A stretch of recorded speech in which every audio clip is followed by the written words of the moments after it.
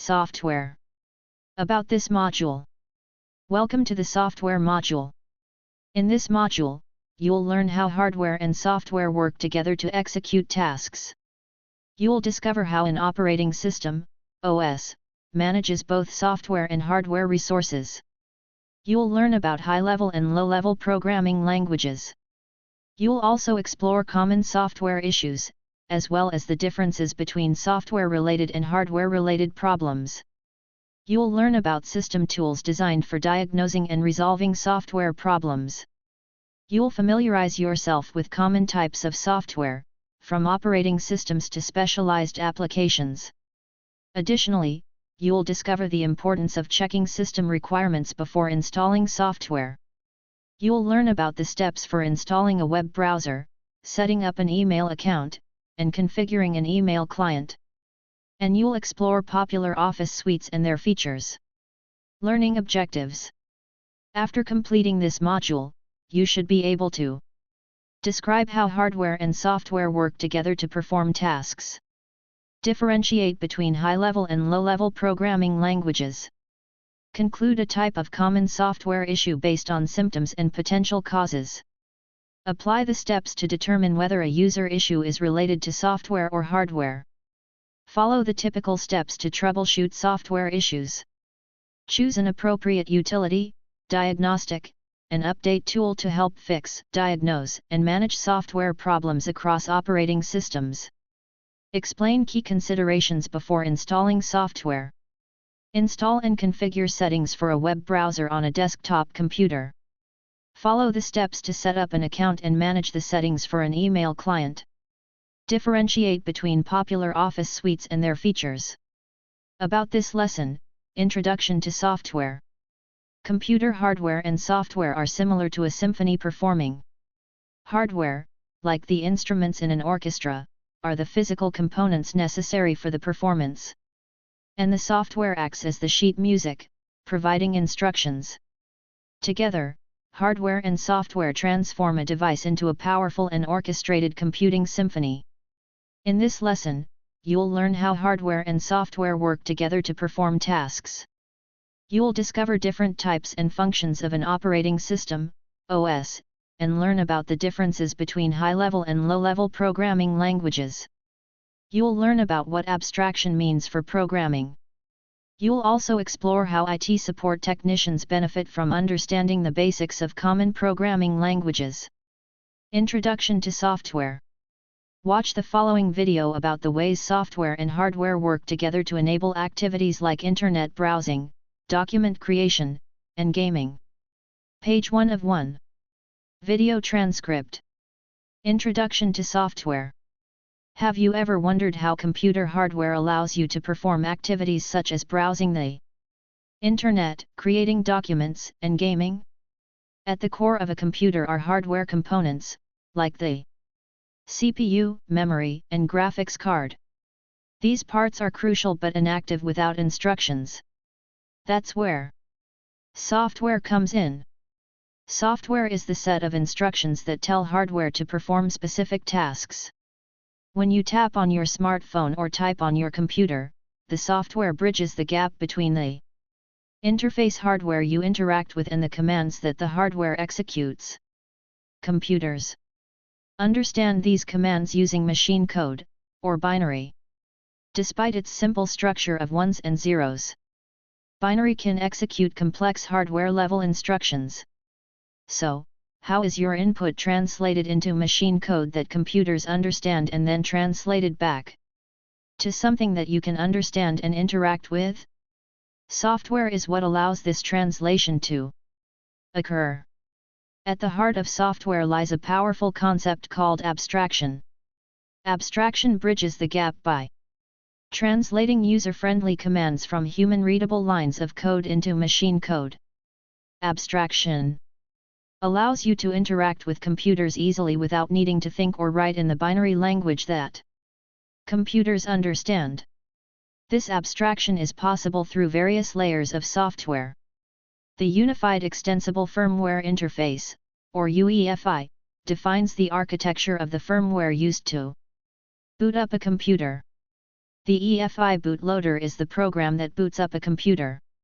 The kernel is the core of the operating system, serving as the interface between physical computer components and the processes they run.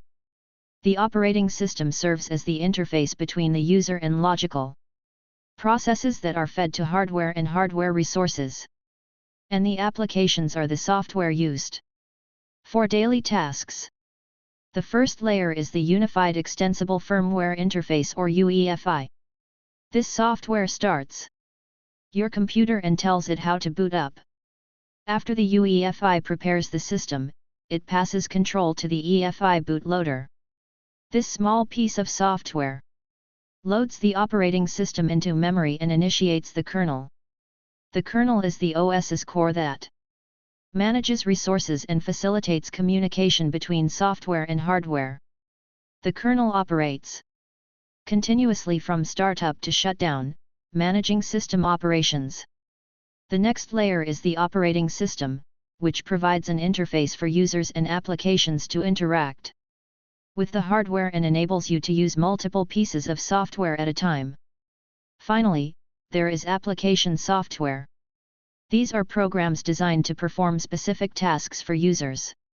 Application software uses graphical user interfaces to translate complex code into a usable visual format.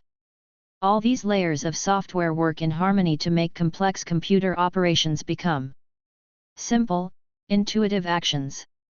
This is the true power of software. What do you think? Employability skills. Critical thinking. What are some examples of software and hardware working together in your daily life? Evaluate your thinking. Does your answer account for the following? Your smartphone is a perfect example of software and hardware working together. Apps are the software and the phone itself is the hardware. The camera app controls the camera to allow you to take pictures and videos. Messaging apps and social media utilize the smartphone's hardware to connect to the internet and connect you to your friends. The map apps work with the GPS hardware in your phone to show you where you are and how to get where you want to go. The connection between software and hardware. When you hold a smartphone, you probably don't spend a lot of time thinking about how the hardware and software work together. However, their ability to collaborate seamlessly to deliver a single experience makes them essential in many people's everyday lives. The hardware, consisting of components such as the processor, memory, and display, serves as the device's physical foundation. When a user interacts with their smartphone, the software, including the operating system and various applications, translates these inputs into commands that the hardware executes. For example, when launching a camera app, the software instructs the hardware to activate the camera sensor, process the image, and display it on the screen. Regardless of whether someone is taking pictures, browsing the internet, or sending messages, the collaboration between the hardware and software ensures the smartphone functions smoothly, turning user actions into positive experiences. By understanding how software and hardware work together, IT support technicians can do their jobs effectively and confidently. Let's explore how software and hardware work together to perform tasks. Hardware refers to the physical components that computers need to operate. The Central Processing Unit, CPU, Random Access Memory, RAM, and the Network Interface Card, NIC, are all examples of hardware. Hardware, while powerful, isn't much use without instructions to tell it what to do. That's where software comes in. Software provides instructions, telling the hardware what data to process, what to show on a screen, or what information to send to the internet. The role of hardware is to collaborate with software to execute instructions to the CPU. Think of hardware like an automobile. Software is like the driver that directs the car where to go, how fast it should go, when to turn on the lights, and how loud the sound system plays. The driver gives the car instructions, and the car executes the instructions. Without a driver, the car will sit there, doing nothing. Recall that computers use ones and zeros to represent information. Think of the hardware as having billions of switches that can be turned off, 0, or on, 1. Based on the combination of these billions of switches, the computer can send a text message or add numbers to a spreadsheet. The software program tells the computer what switches to turn off, which ones to turn on, in which order, and at what time. The software also determines what the switches turning off and on means. Lines of zeros and ones within a truck on top of the lines. For example, if you want to create a document, your computer can run a program also known as a set of instructions called a word processor. This program is made up of computer code that gets loaded into your computer's RAM and tells the CPU what to show you on the screen. The program, when loaded, might show you a blank page on which you can create your document. When you start typing, the program tells the CPU to send instructions to the graphics processing unit, GPU, to show the words you're typing on the screen. All this is possible because the software tells the hardware what to do. Watch the following animation that demonstrates a well-known, simple computer program in which a CPU gives a GPU instructions to display what types on the keyboard on the computer screen. The animation shows data flowing from the keyboard to the screen, where the words "Hello, World" appear. An animation showing data flowing from the keyboard to the screen where the words "Hello, World" appear. Let's learn more about running programs. Software that runs on the computer. For most of the history of computers, programs ran on an individual computer. A program is software that computers run to perform a specific task like word processing. In the past, programs would be loaded onto the computer's disk drive using portable disks called floppy disks. Computers would then run the programs from their disk drives. Typically, the data these programs used was either included with the program or added by the user. The individual computer's CPU did all the processing work for each program. The programs were isolated in important ways. For example, when you wanted to install an updated version, you had to replace the version you already had with a completely new version. The expansion of the Internet and cloud changed how programs worked. All computers have a CPU that processes information. Some CPUs are more powerful than others and can process more information faster. While some CPUs are faster and more powerful than others, all computers have a processing capacity, or compute power used to process information and run programs. Today, most new computers come with pre-installed software, such as an operating system, device drivers, and productivity applications. When powered on, the user connects to the Internet to install the latest software updates. Software that runs in the cloud. Software in the cloud also uses compute power. A local computer sends data to the cloud, where a group of computers performs work and returns the result to that computer. Let's explore how this process works using an example. Introduction.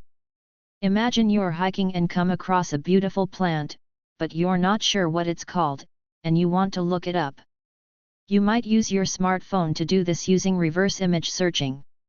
But, because of cloud-based software, your phone doesn't have to run the programs necessary or even use compute power to perform the task. Let's explore how you can use your phone and software in the cloud to identify the plant. 1. You take a photo of the plant on your smartphone. 2. Your phone offers the option to analyze the photo of the plant using a cloud-based application with an AI service. With your permission, your smartphone sends the photo to the cloud, where it can be processed. 3. After the photo is transmitted to the cloud, powerful computers hosting AI software receive and process the image.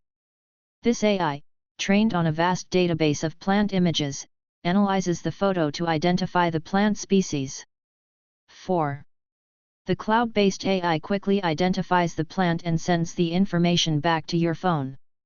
You receive details about the plant's species, common name, and other relevant information, just by taking and uploading a photo. Summary. Your phone becomes much more powerful because it can use the computing power of the cloud. Now you can easily learn about any plant you encounter just by using your phone. Understanding how cloud-based software works is important for IT support technicians. Since cloud-based software can be accessed with an internet connection from anywhere, IT support technicians can now troubleshoot and resolve software issues remotely. IT support technicians don't need to manually update software or guide users through manual software updates because cloud-based software providers can handle updates and patches. When cloud-based software has issues, IT support technicians have less hardware to troubleshoot. Because cloud-based software and data are typically hosted on the servers of cloud service providers, CSPs, IT support technicians don't need to maintain as much physical hardware. Exploring the role of operating systems in running software. The primary software that a computer needs is an operating system, OS. The operating system is like a translator. It enables users to communicate with computer hardware without knowing machine code. It also manages all software and hardware and acts as a coordinator between the hardware and all system resources that are running. Some common operating systems include Linux, Windows, Apple Mac OS, Android, Apple iOS. Different computing devices, including a laptop, tablet, and smartphones, running different operating systems using Wi-Fi and a cloud. An operating system is essential for a computer to function and run applications. It ensures the computer operates efficiently and effectively. Let's explore these functions in more detail. Key functions of an operating system include the following. Managing hardware resources. The OS is an intermediary between the computer's hardware and software. It controls and allocates the CPU's compute power, memory, disk space, and other hardware components. The OS makes sure these resources are used efficiently and without errors. Running software applications. Software applications and programs depend on the OS to function.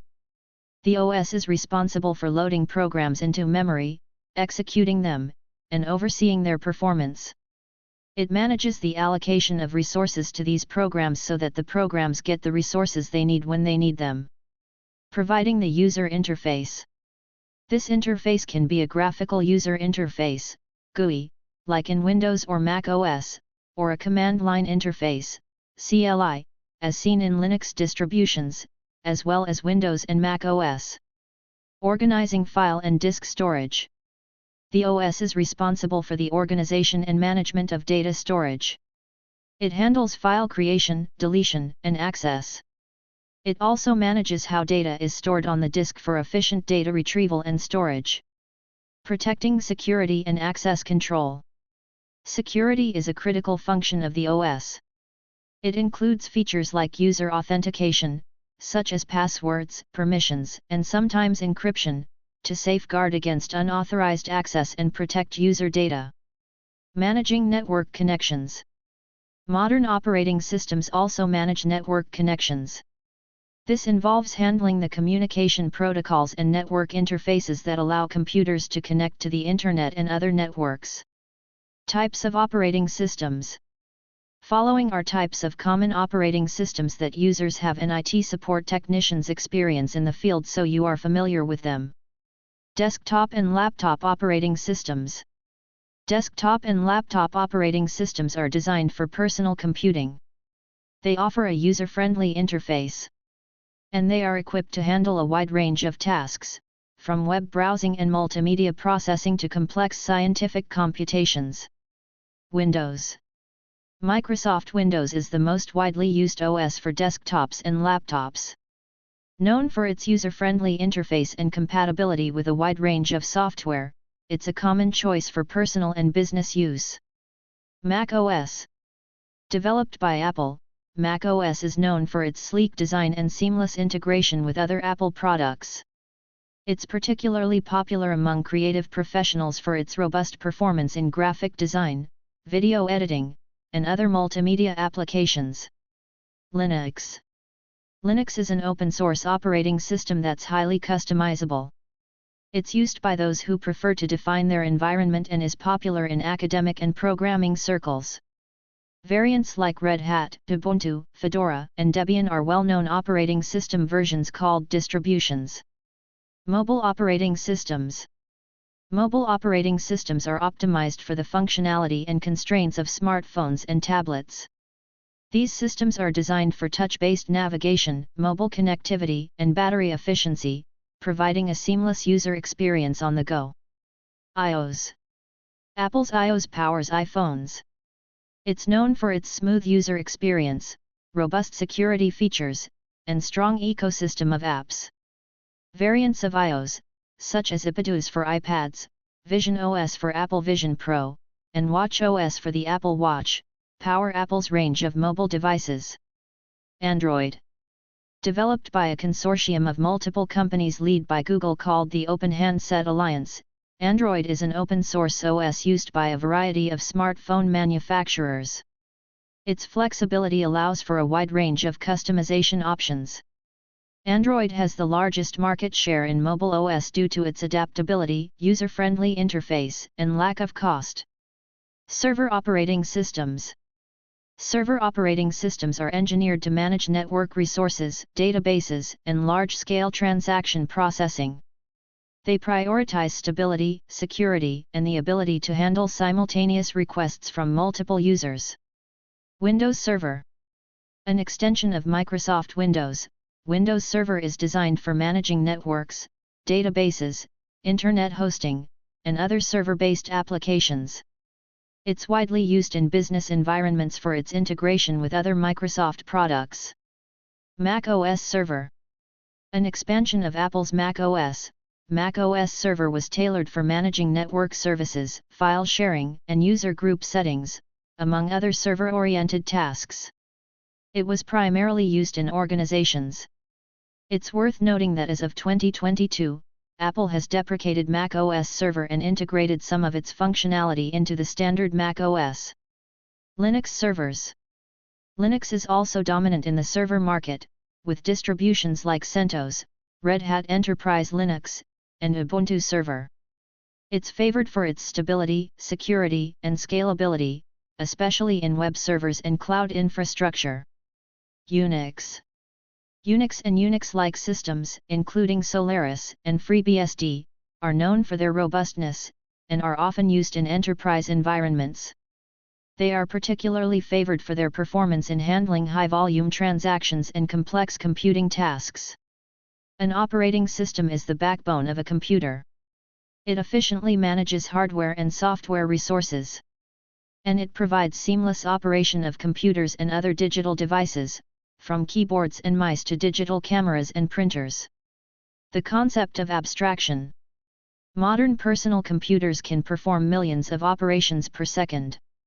For much larger computing projects, the world's fastest supercomputer can perform 1 exaflop, or 1.1 quintillion operations per second.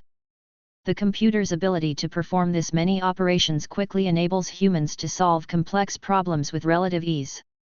Even though computers perform many operations per second, humans must code those operations. Developers must manage all the details for each of the millions of operations. So how do programmers create such complex sets of instructions? The concept of abstraction makes it possible. Abstraction in computer science is the simplification of complex systems. This simplification is done by focusing on essential details and hiding unnecessary complexities. It helps manage and organize information, making systems more understandable and efficient. Abstraction means that everyday users can give a computer instruction without understanding the machine's sheer complexity. Driving a car is similar. While driving a car is a complex activity, a person can drive it even if they know very little about its mechanics. They simply get in the car, turn the key or press a button, put the car into gear, and drive. A man driving a car. Image source, photo by Andy Volt, opens in a new tab, on Unsplash, opens in a new tab. To drive the car, they don't need to understand how the engine uses burning gas to convert heat into the force that propels the car forward. They also don't need to know how the hydraulic system works with the brakes that enable them to stop. Knowing the details of how these things work is not essential. They know that to move a car forward, they need to step on the gas pedal. To stop the car, they need to step on the brake pedal. Abstraction in computer programming. In computer programming, abstraction bridges humans to communicate with the complexity of the computer hardware. Computers require binary, or machine code, to generate output. But today's developers are not expected to code a website in a series of zeros and ones. Abstraction enables programmers to focus on what is most relevant using programming languages.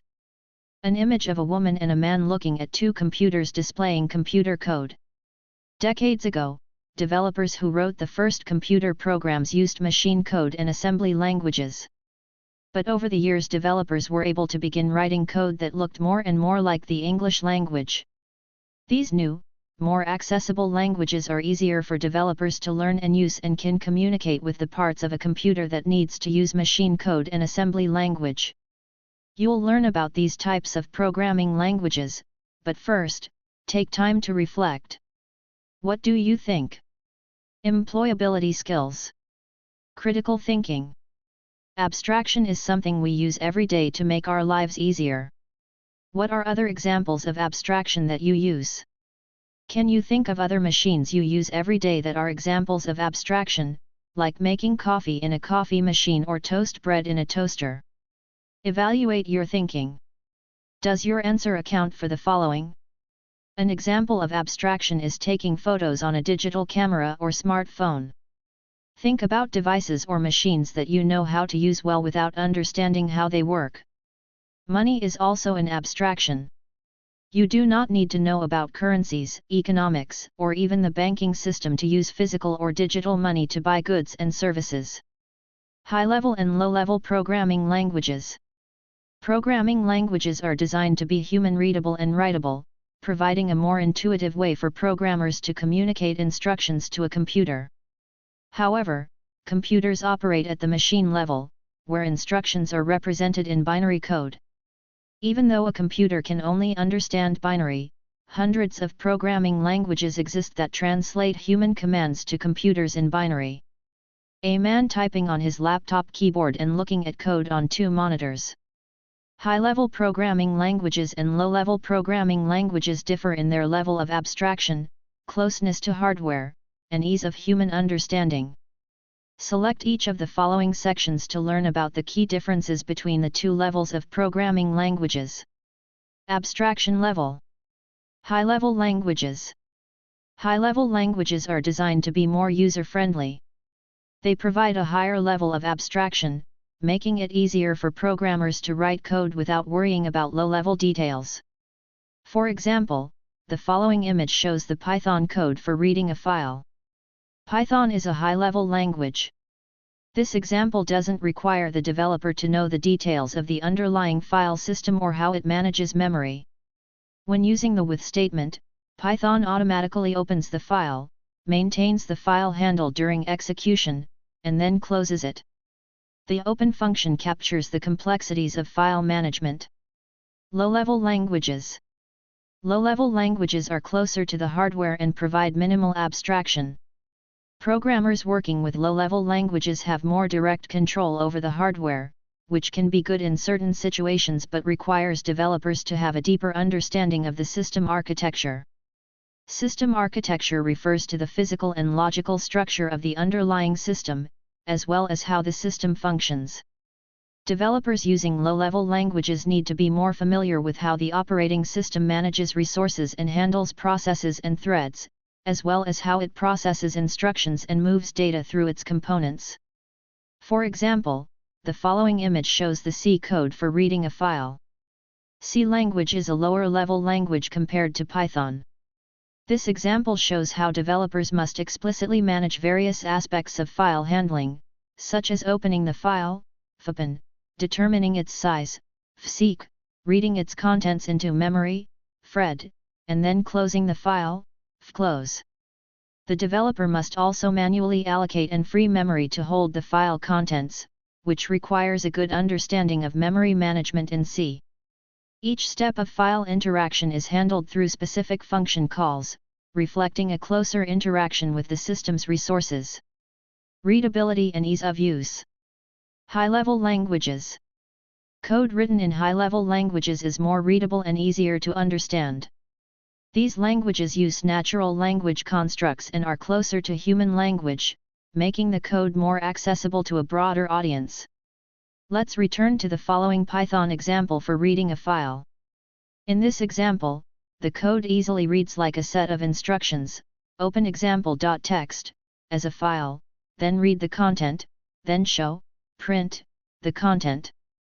Functions like open and read are intuitively named in Python, clearly describing the action they perform. This self-explanatory nature of function names makes it easier to understand what the code does at a glance. Low-level languages. Code written in low-level languages tends to be more complex. It requires a deeper understanding of the hardware and system architecture, making it less readable for someone without specialized knowledge. Let's return to the following C code example for reading a file, in which the language is more complex. The lines of code use names that do not clearly describe their function or purpose, such as malloc, main, and buffer. The language also requires that some functions include multiple parameters that must be correctly specified, such as fred, buffer, 1, length, 1. The need for precise details about buffer size and data count diminishes the readability of function calls.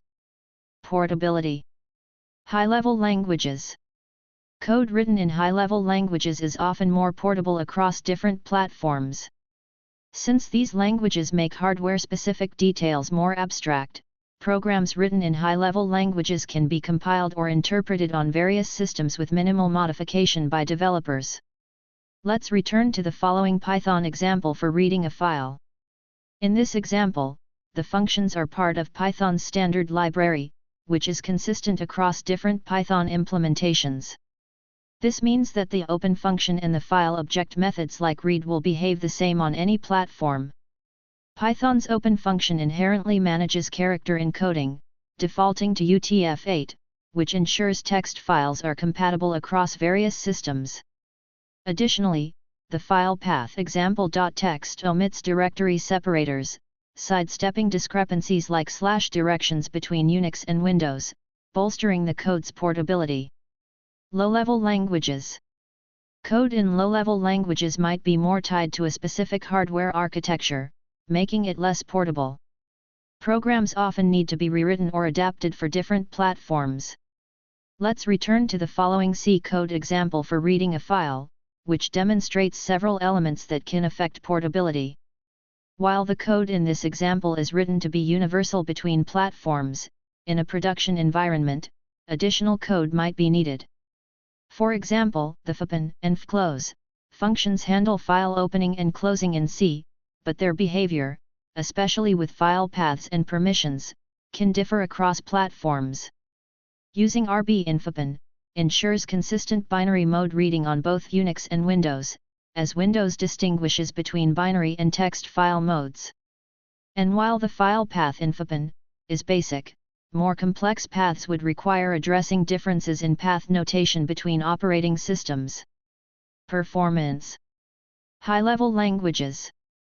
Since high-level languages abstract away the complexities of the system, streamlining development, they are useful especially for applications where direct hardware manipulation is less critical. While high-level languages might not always match the efficiency of low-level languages for every task, they offer rapid development and maintainability for a wide range of applications, from web development to software services. For example, imagine a developer is building a tool that analyzes text-based log files generated from a web server. The tool is going to be deployed on various servers that might be running different operating systems. In this case, a developer might use Python for development, and write the following code. Python enables quick development of a script that can not only read the log files but also perform complex analysis. The script can also be run on any operating system with Python installed, without needing any code changes. Low-level languages. Low-level languages are closer to the hardware, offering greater potential for efficiency, particularly in scenarios that require millions of operations or calculations. Low-level languages can lead to more efficient execution of code, as they involve fewer layers of translation between the program's instructions and the hardware's actions. This can be useful for performance-critical systems. For instance, systems that manage real-time processing, such as embedded systems or high-performance computing applications, benefit from the precision and control that low-level programming provides.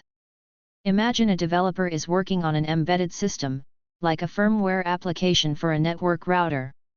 This router generates logs and configuration files in a simple text format that need to be read into memory for analysis or processing.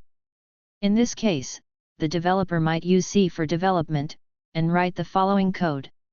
C is ideal for embedded systems with limited resources, as it offers the control needed to optimize efficiency and performance. Embedded systems necessitate direct hardware interaction.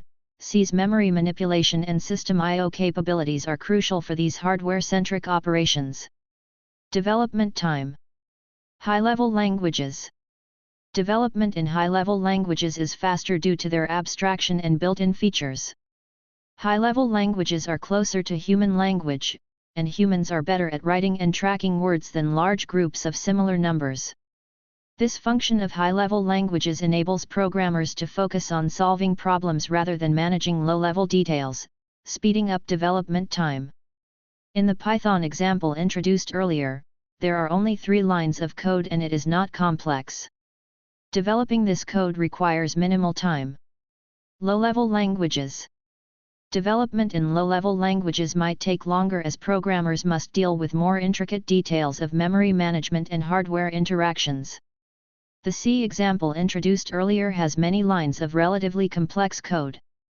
While the exact difference in the amount of time to develop the following code would vary based on a developer's expertise and experience, it can be said it would generally take more time than other high-level languages.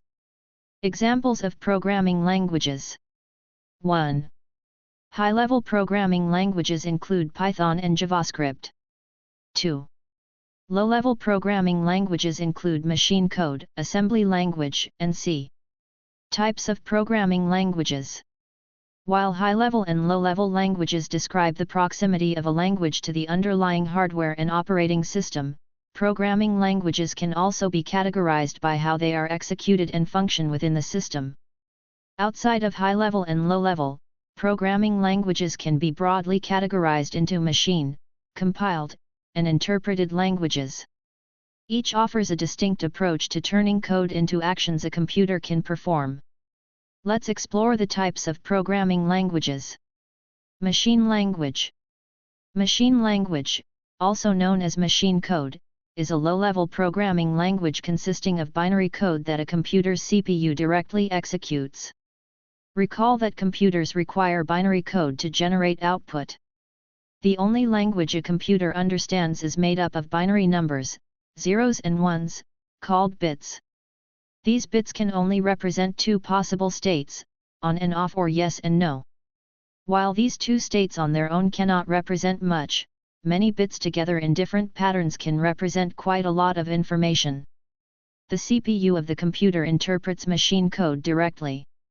Note that, currently, machine language is rarely, if ever, used to write programs. Compiled languages. Compiled languages are programming languages translated into machine code before they're run on a computer. They are human-readable languages that are very close to the actual hardware of a machine. Purpose. Software developers use compiled languages to develop systems programs, such as operating systems or hardware drivers. They also use them for managing parts of the computer system, such as memory and data transfer. Process. For a computer to use a compiled language, the source code must be put through a compiler. A compiler is a mid-20th century invention by Grace Hopper, opens in a new tab, that translates human-readable code into machine code. If you were to look at the code after it is compiled, it would appear as a lot of random characters. Compilation is usually a one-way process. After a developer compiles code, they can't modify it. They must go back to the source code to make changes and compile it again. When a computer reads a compiled program, the entire program is loaded into the computer's memory. As a person interacts with the program, the computer can perform functions from the computer's code available in its memory. Example.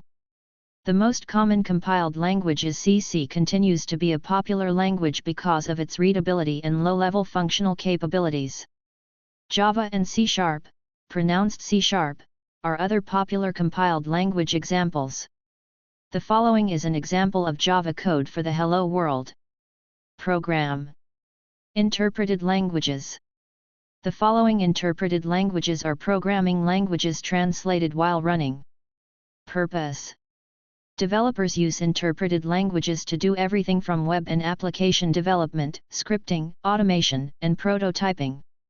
Interpreted languages are the most abstracted from machine language. Similar to compiled languages, they are designed to be self-describing because the code is easily readable by humans. The syntax of the code tells the software developer what the code does. Process. Interpreted languages need an interpreter. An interpreter is a piece of software that removes the abstraction from the source code written by the developer, so that it can be executed at runtime. Runtime is the phase when a program is active in the computer's memory at a given time. In contrast to compiled code, where all the code of a compiled program is available at runtime, interpreted code is executed line by line. What parts of the program stay in memory depends on how the developer writes the interpreted program. Examples. Python and JavaScript are examples of interpreted languages. Following is an example of JavaScript code for the Hello World program. Machine code and assembly language are the only true low-level languages. Compiled and interpreted languages are two different forms of high-level languages that are translated into machine code through different means. Compiled languages like C are relatively lower level than interpreted languages such as Python in that they are closer to the hardware and operating system. Compiled languages and interpreted languages have different strengths and weaknesses, depending on the use case of the software being written. Knowledge check. There's a wide range of programming languages that software developers can use for different purposes. It's good for IT support technicians to be aware of them. Let's check your knowledge about examples of compiled and interpreted languages. Well done! It's great that you can share your knowledge with a colleague about the difference between high-level and low-level programming languages. IT support for software and programming languages. Why do IT support technicians need to know about software and programming languages? Well, having a basic knowledge of programming languages, how computers process binary, and the logic in computer programs helps IT support technicians better understand software and computer issues users might experience. Here are some ways that having knowledge about software can benefit IT support technicians. Legacy systems support. Many organizations still use legacy systems, which are programs and applications built using older programming languages. Understanding the history of programming languages helps technicians navigate and support these systems effectively. Troubleshooting. Knowing the history of software creation provides insights into the evolution of programming practices, design patterns, and common issues associated with different languages. Technicians can use this knowledge to troubleshoot problems and identify the root causes of issues in various systems. Communication with developers.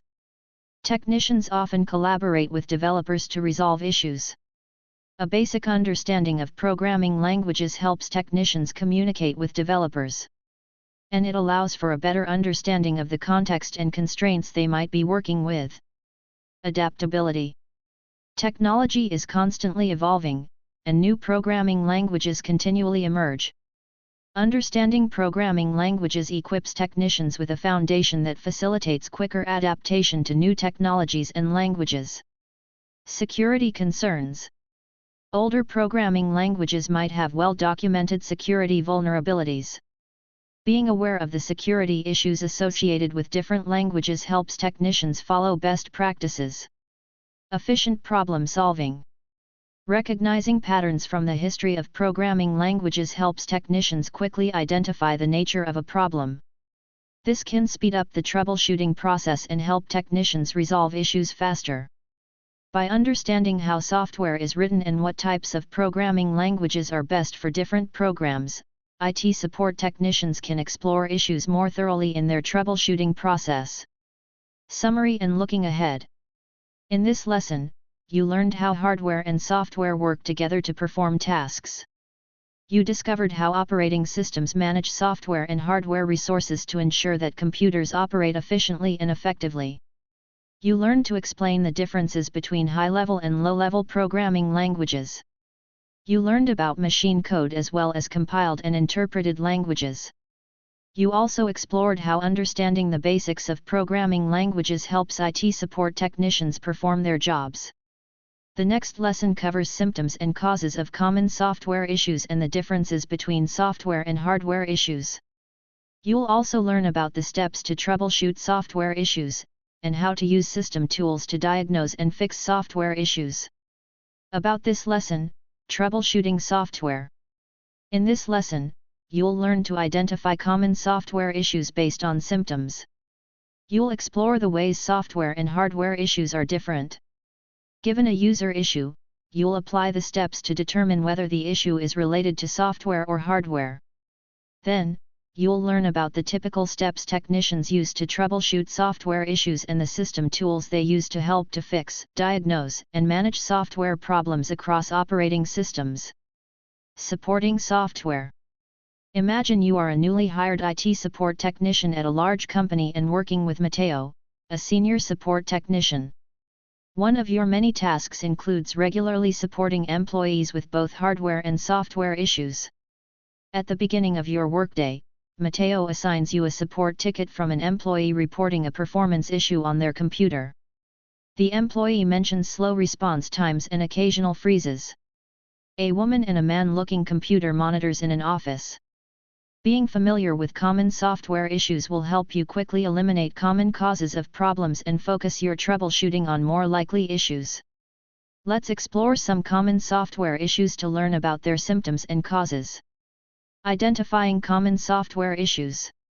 Software issues refer to problems or errors that affect the functioning of programs and applications on a computer or device. Software issues stem from a variety of sources. Here are some of the most common software issues, their symptoms that exhibit, and their typical causes. Operating system issues. Symptoms. The software on the computer abruptly stops working, prevents the installation of new features or fixes, or cannot run certain programs. Causes. Crashes occur due to conflicts between software and hardware. Update problems might arise from internet connectivity issues or software conflicts. Compatibility issues happen when a program isn't designed to work with a specific operating system. Application software issues. Symptoms. Application software issues include installation failures, update errors, and compatibility issues with the operating system. Causes. Installation issues could stem from corrupted installation files or insufficient disk space. Update errors might occur due to internet problems or conflicts with other software. Compatibility issues arise when a program isn't built to run on a particular operating system version.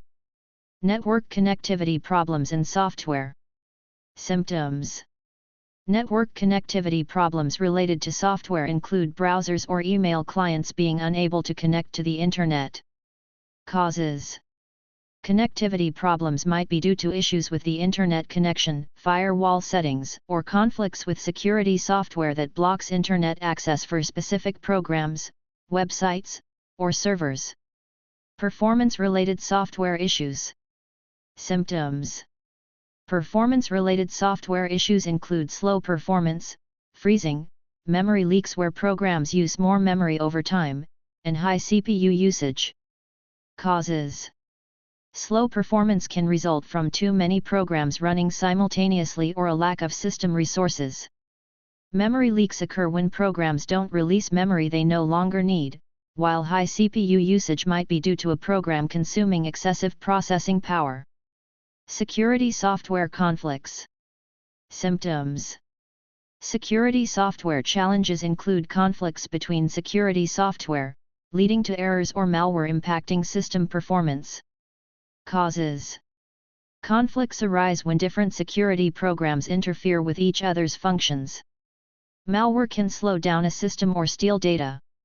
User interface, UI, Issues. Symptoms. User interface issues are identified when users experience usability problems, accessibility issues, or display glitches. Causes. Usability problems might stem from poorly designed interfaces. Accessibility issues arise when software isn't easily usable by people with disabilities. Display glitches result from outdated graphics drivers or monitors or display unit hardware issues. Differentiating between hardware or software issues. Keep in mind that software symptoms and causes are not always straightforward. It's important to understand how software and hardware interact. Software issues can cause hardware problems, and vice versa. For example, intensive software tasks might lead to overheating or increased strain on hardware components. This is why running demanding software might cause a device to heat up and stop working. Failing hardware, such as a faulty hard drive, causes errors and crashes in software. Physical damage to hardware might disrupt the normal functioning of software.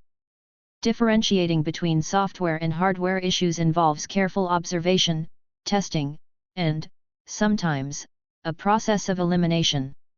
Understanding the distinct symptoms and using diagnostic techniques help users identify whether a problem is rooted in the software or hardware of their device.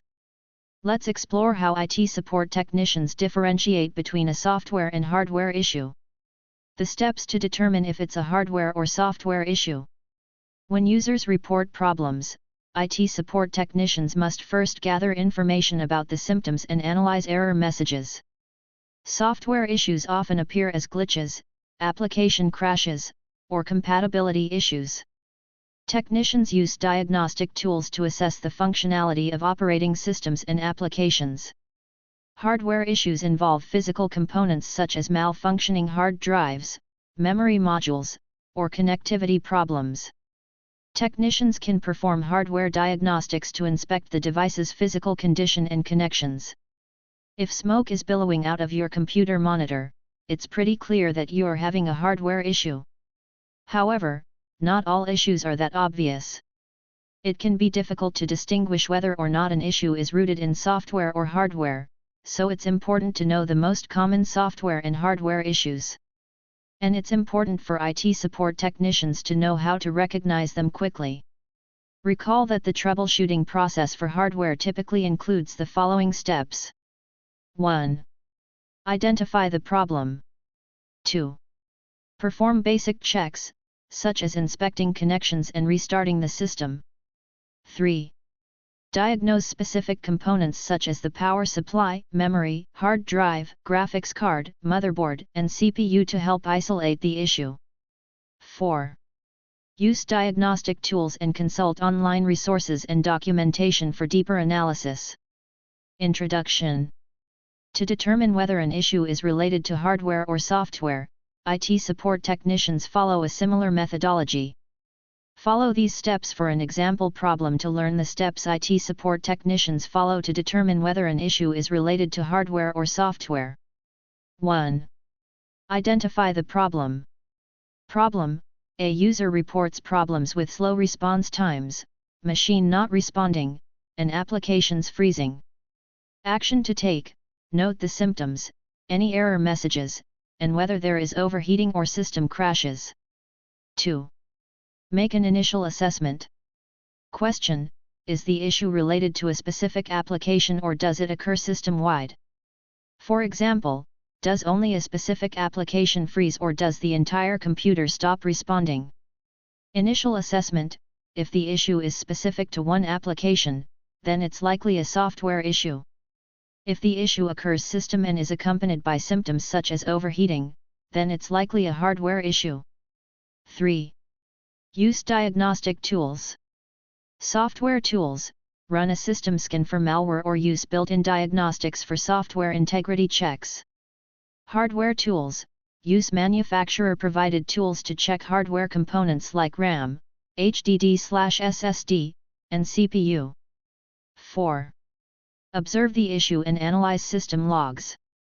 Track occurrences: note when the issue happens, such as during heavy software usage or when running specific applications. System logs: Check logs for error codes or warnings that coincide with the times issues occur and monitor system performance for heavy software usage. 5.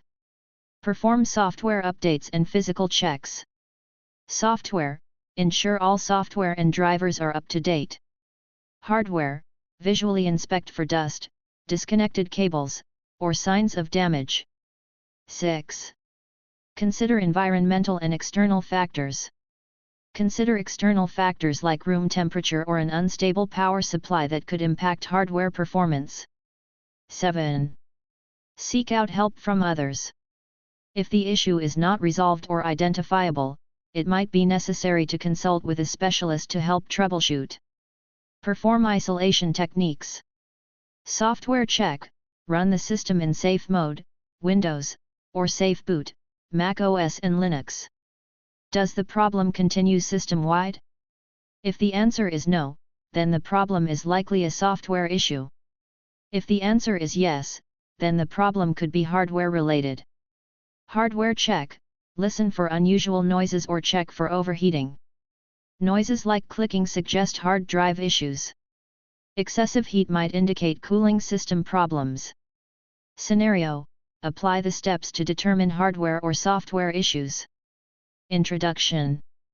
Let's follow a short scenario in which an IT support technician is applying the steps to determine whether two user issues are related to their hardware or software. Step 1. Maya is an IT support technician who receives a call from a user experiencing issues with their computer.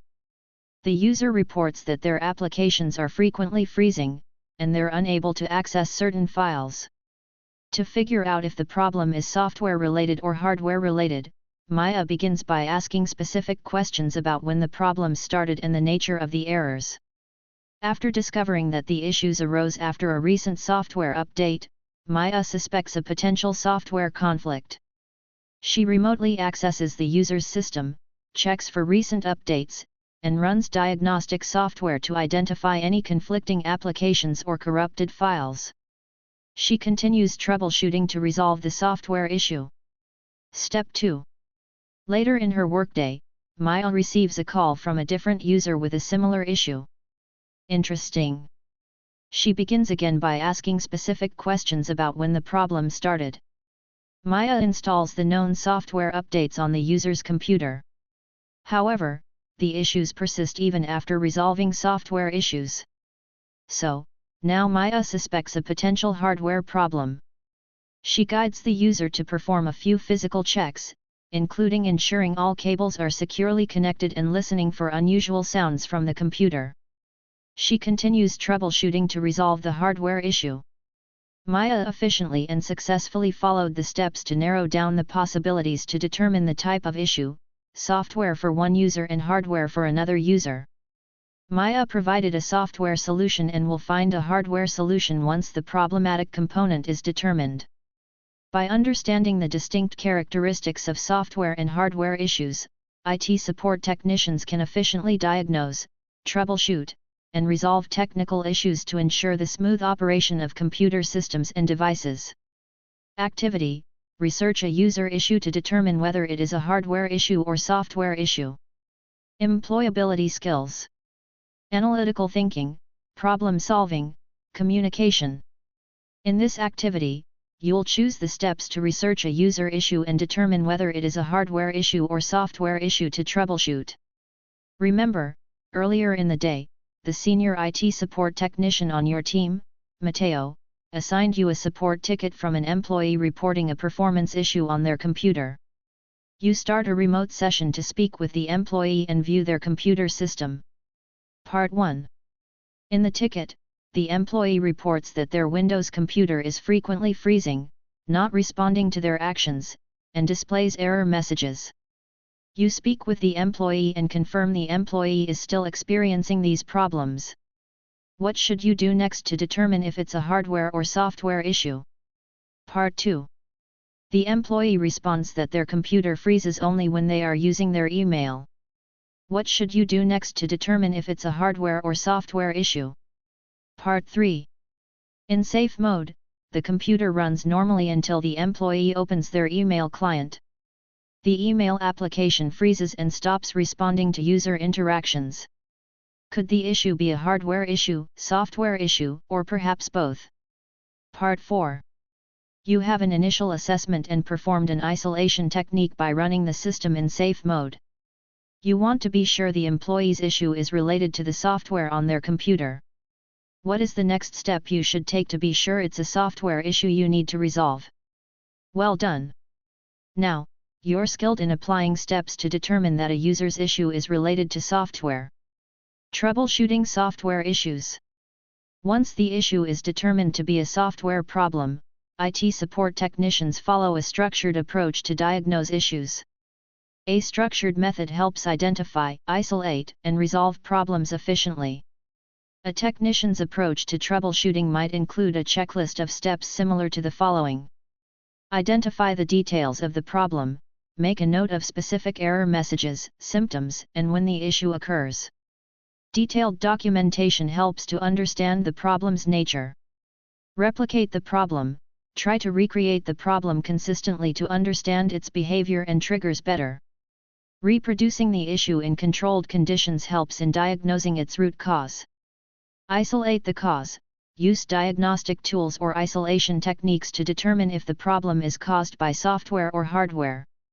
Identify specific software components or processes involved in causing the issue. Research and gather information, explore help documents, online forums, official support pages, and knowledge bases related to the software or issue. These resources often contain valuable insights or solutions that others have found effective. Implement a solution. Apply solutions such as installing software updates and patches or making configuration changes as suggested by reliable sources or based on research findings. Sometimes, reinstalling or repairing the software might be necessary. Test and verify the solution. After implementing a solution, thoroughly test if the issue is resolved. Check if the problem no longer occurs and observe the system's performance to ensure the solution doesn't introduce new issues. Document issues and steps taken. Documenting the problem, including the steps taken to resolve it and the successful solution, is often skipped, but it is one of the most important steps in troubleshooting. Documentation can serve as a reference for similar future issues not only for you but potentially for others as well. As they check each step off the list, IT support technicians move through a systematic methodology of troubleshooting software problems. However, depending on their job title and tasks, technicians might vary their checklists or have more in-depth checklists for specific parts. Skills for helping people. Technicians must also rely on their soft skills, or workplace skills, to troubleshoot software problems. Helping others with technical issues requires individuals who know the ins and outs of software troubleshooting. Successful technicians understand how to ask the right questions, listen to responses, and observe user actions. Some of the skills IT support technicians use to understand and troubleshoot a software issue include the following. Practice active listening and gather information. Effective troubleshooting begins with understanding the user's description of the problem. IT support technicians should actively listen to users, ask relevant questions, and gather detailed information. They should ask about error messages, recent changes, and the specific circumstances surrounding the issue. Collaborate and share knowledge. Collaborating with colleagues within the IT support team and across departments fosters knowledge sharing. Discussions about challenging issues and potential solutions contribute to a collective understanding and enhance troubleshooting capabilities. Train users. Providing basic troubleshooting guidance to users can help prevent recurring software issues. IT support technicians can offer training on common problems, self-help resources, and best practices to empower users to resolve straightforward issues independently. Career management highlight. Workplace skills for troubleshooting software. Career management.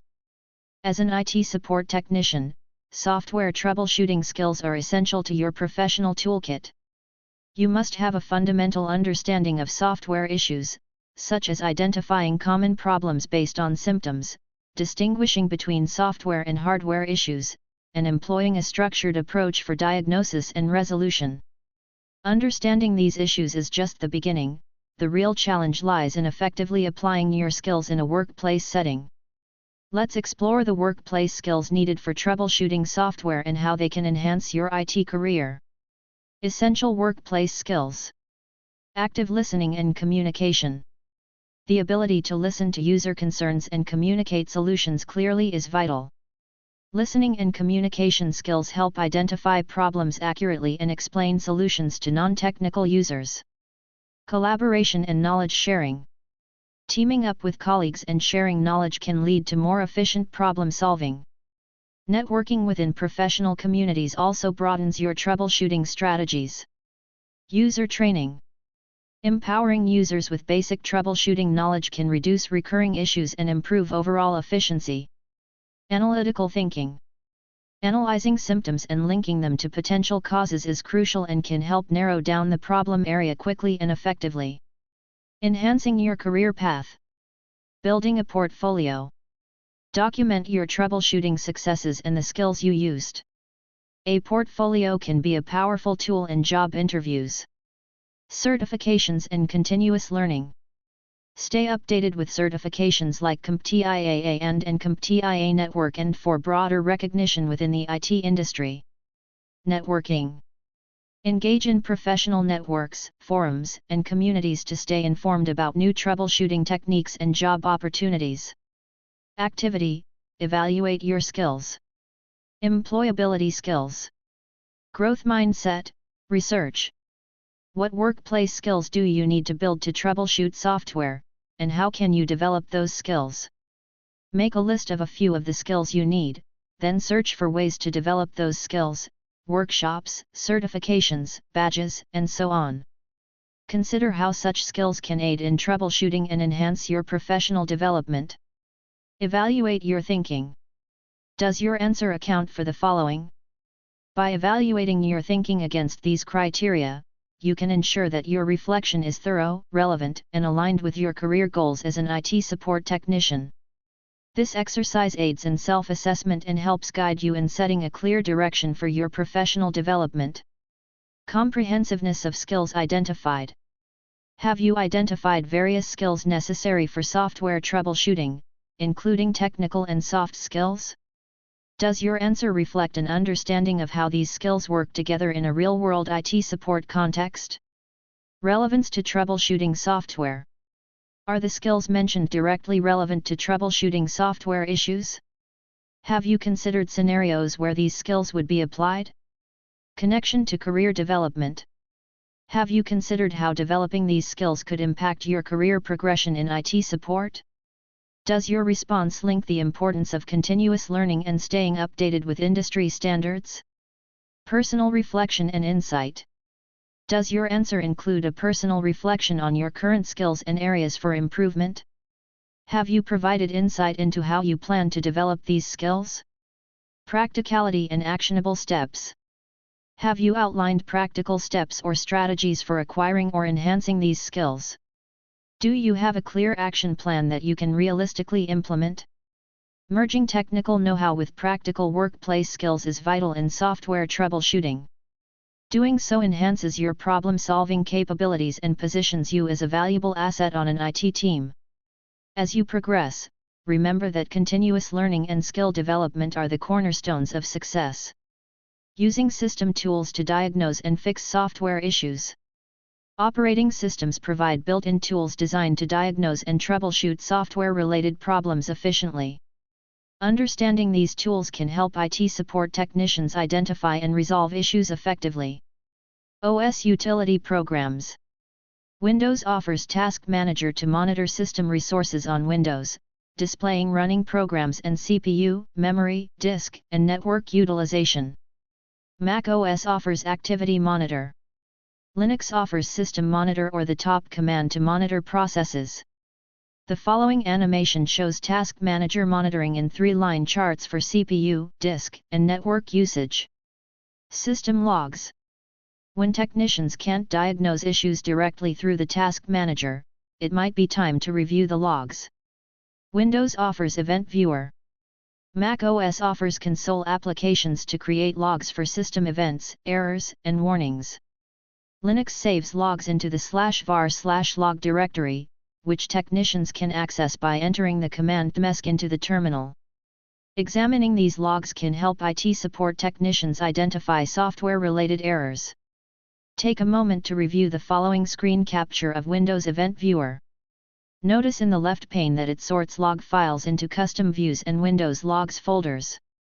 In the center, users can get an overview of events, view recently viewed nodes, and get a log summary. Notice in the right pane that it offers shortcuts for tasks like creating views and clearing logs. An example screen capture of Windows Event Viewer that displays an overview and summary of applications and events. It includes a left pane which sorts log files into categories like custom views and Windows Logs. The right pane offers shortcuts for tasks like creating views and clearing logs. The center displays an event log overview, with a summary of administrative events, recently viewed nodes, and a log summary. Take a moment to review the following screen capture of Mac OS console. Notice that it displays a list of log reports with their file names, the date the file was created, and the kind of log. There are many log files, and they are categorized in the kind column as either system files or user files. The Mac OS console also has sections for crash reports, spin reports, diagnostic reports, and Mac Analytics data. An example screen capture of Mac OS console that displays an overview and summary of applications and events. It includes a list of log reports with their file names, the date the file was created, and the kind of log. In the left pane there are sections for crash reports, spin reports, diagnostic reports, and Mac Analytics data. Maintenance utility tools. When it comes to disk health for improved system performance, there are maintenance utility tools technicians can use to remove unnecessary files and free up disk space. While modern solid-state drives, SSDs, do not require defragmentation, traditional hard disk drives, HDDs, can still benefit from this exercise. Windows offers disk cleanup. Mac OS offers disk utility. Linux offers similar tools. Sometimes, issues are too deep to solve in their current state, so technicians can revert the system to a previous state when it was functioning correctly. Windows offers System Restore. Mac OS offers Time Machine. Linux offers a process, but it can be more complicated. While these are not the only tools available, they are some of the most common that you should be familiar with. Because software updates and changes happen regularly, how you access diagnostic tools might change or differ on various devices. Diagnostic tools. Most operating systems include built-in troubleshooters or diagnostic tools. These tools are designed to address specific software issues within the operating system they are built for, guiding users through resolving them. The system diagnostic tools provided by the operating system and specific software applications help user diagnose, troubleshoot, and resolve a wide range of software-related issues. These tools help ensure smoother and more reliable software performance. A set of tools with a wrench, a screwdriver, and a hammer. Select each tab to learn more about the diagnostic tools each major OS offers. Windows. Task Manager. Task Manager provides real-time data on the performance of the computer, including CPU usage, memory usage, and running applications. It helps identify and terminate unresponsive applications or processes that consume too much system resources. Resource Monitor. Resource Monitor offers more detailed information than Task Manager, including disk, network, and memory statistics. This tool is useful for diagnosing performance issues. Windows Memory Diagnostic. This tool checks for memory problems. When run, it reboots the computer and tests the memory, identifying issues with RAM that might be causing system instability. Disk Cleanup. Using disk cleanup helps free up disk space by removing temporary files, system files, and other unnecessary data. This can improve system performance and resolve issues related to low disk space. System File Checker, SFC scans and repairs corrupted Windows system files. It is often used to troubleshoot various system errors or issues. Mac OS. Activity Monitor. Similar to Windows Task Manager, the Activity Monitor displays information about CPU, memory, energy, disk, and network usage by different processes and applications. It helps in identifying resource-heavy applications. Disk Utility. Disk Utility is used for disk-related tasks such as formatting, partitioning, and repairing disk permissions. It includes a feature called First Aid for checking and repairing file system errors. Wireless Diagnostics. This tool assists in identifying and resolving Wi-Fi network issues. It provides a detailed report of the network environment and performance. Console displays system logs that can be used to troubleshoot various software and hardware issues. It helps in identifying errors and malfunctions. Apple Diagnostics, formerly called Apple Hardware Test depending on the age of the Mac, it runs diagnostics to check for hardware issues like memory, logic board, or battery problems. Linux.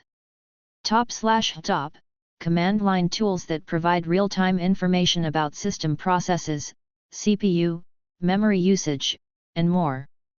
Top is an enhanced version of Top with a more user-friendly interface. FSCK, File System Consistency Check used for checking and repairing file system issues. It's typically run during boot time or manually for resolving disk errors. SmartMon Tools, this tool checks the hard disk's health using smart, self-monitoring, analysis, and reporting technology. It can predict hardware failure by examining the disk's smart data. Netstat, useful for network troubleshooting. Netstat provides information about network connections, routing tables, and interface statistics. MESC displays kernel-related logs, which are useful for diagnosing hardware and driver issues. Preventing software issues through regular maintenance and updates. Regular maintenance and timely updates are incredibly useful for preventing software issues and maintaining optimal system performance. Operating systems provide tools to manage software updates. IT support technicians can regularly check for updates to ensure the operating system is up to date. A set of tools with a wrench, a screwdriver, and a hammer. Updates and patches released by software developers often address known vulnerabilities, bugs, and performance issues. Promptly applying these updates helps fix existing problems and strengthen security. The updates can also influence hardware performance by optimizing software to use hardware capabilities better. Windows offers Windows Update. Mac OS offers Software Update. Linux offers package managers. However, updates can sometimes introduce compatibility issues with older hardware components. Newer software versions might require more advanced hardware features not present in older systems, potentially causing performance slowdowns or functionality issues. Summary and looking ahead. In this lesson, you learned how to identify common software issues by their symptoms and causes. You explored the steps to differentiate between software and hardware issues. You learned about the steps and system tools that IT support technicians use to diagnose and fix software problems. The next lesson covers installing, configuring, and managing software. You'll learn about common types of software, the importance of checking system settings before installing software, and get practice installing a web browser. You'll also explore email clients and Office suites. About this lesson, install, configure, and manage software.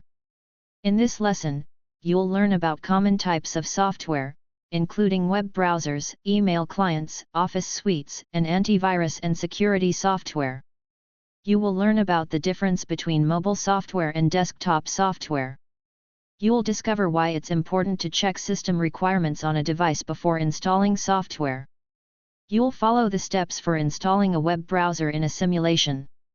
And you'll learn the steps to set up an email account and manage the settings for an email client. Installing and configuring software.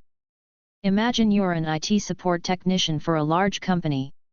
One of your responsibilities includes setting up computers for new employees. To do this, you must verify that the computers meet the minimum system requirements.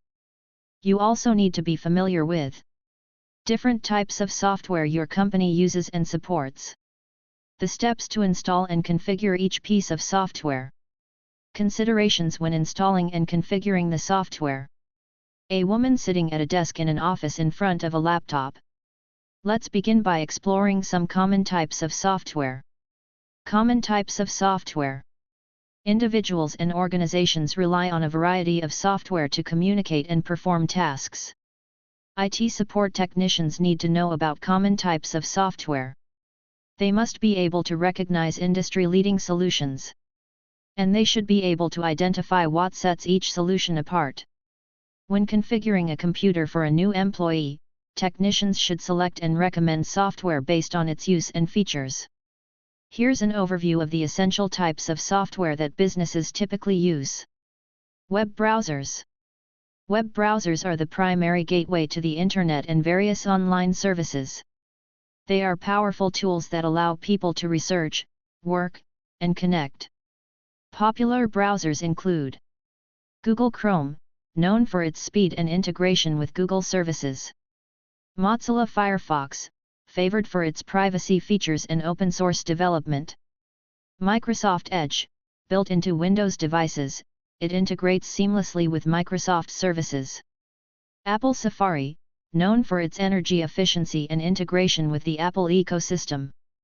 Tor browser, known for its focus on privacy and anonymity built on open-source technologies. Organizations will choose a browser based on its compatibility with other business applications, security features, and the ecosystem the browser supports. IT support technicians must be able to support the browser their company selects. Email clients. Email clients are software applications with user interfaces that connect to users' email servers.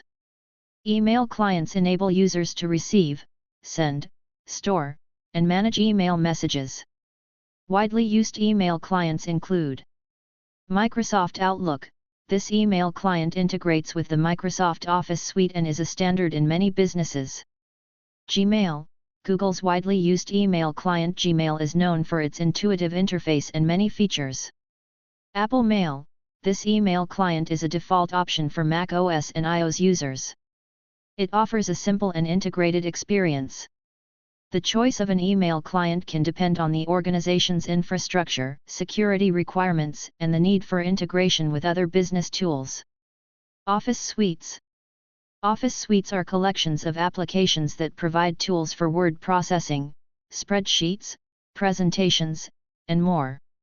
These suites are used for creating and managing documents, data analysis, and collaborative work.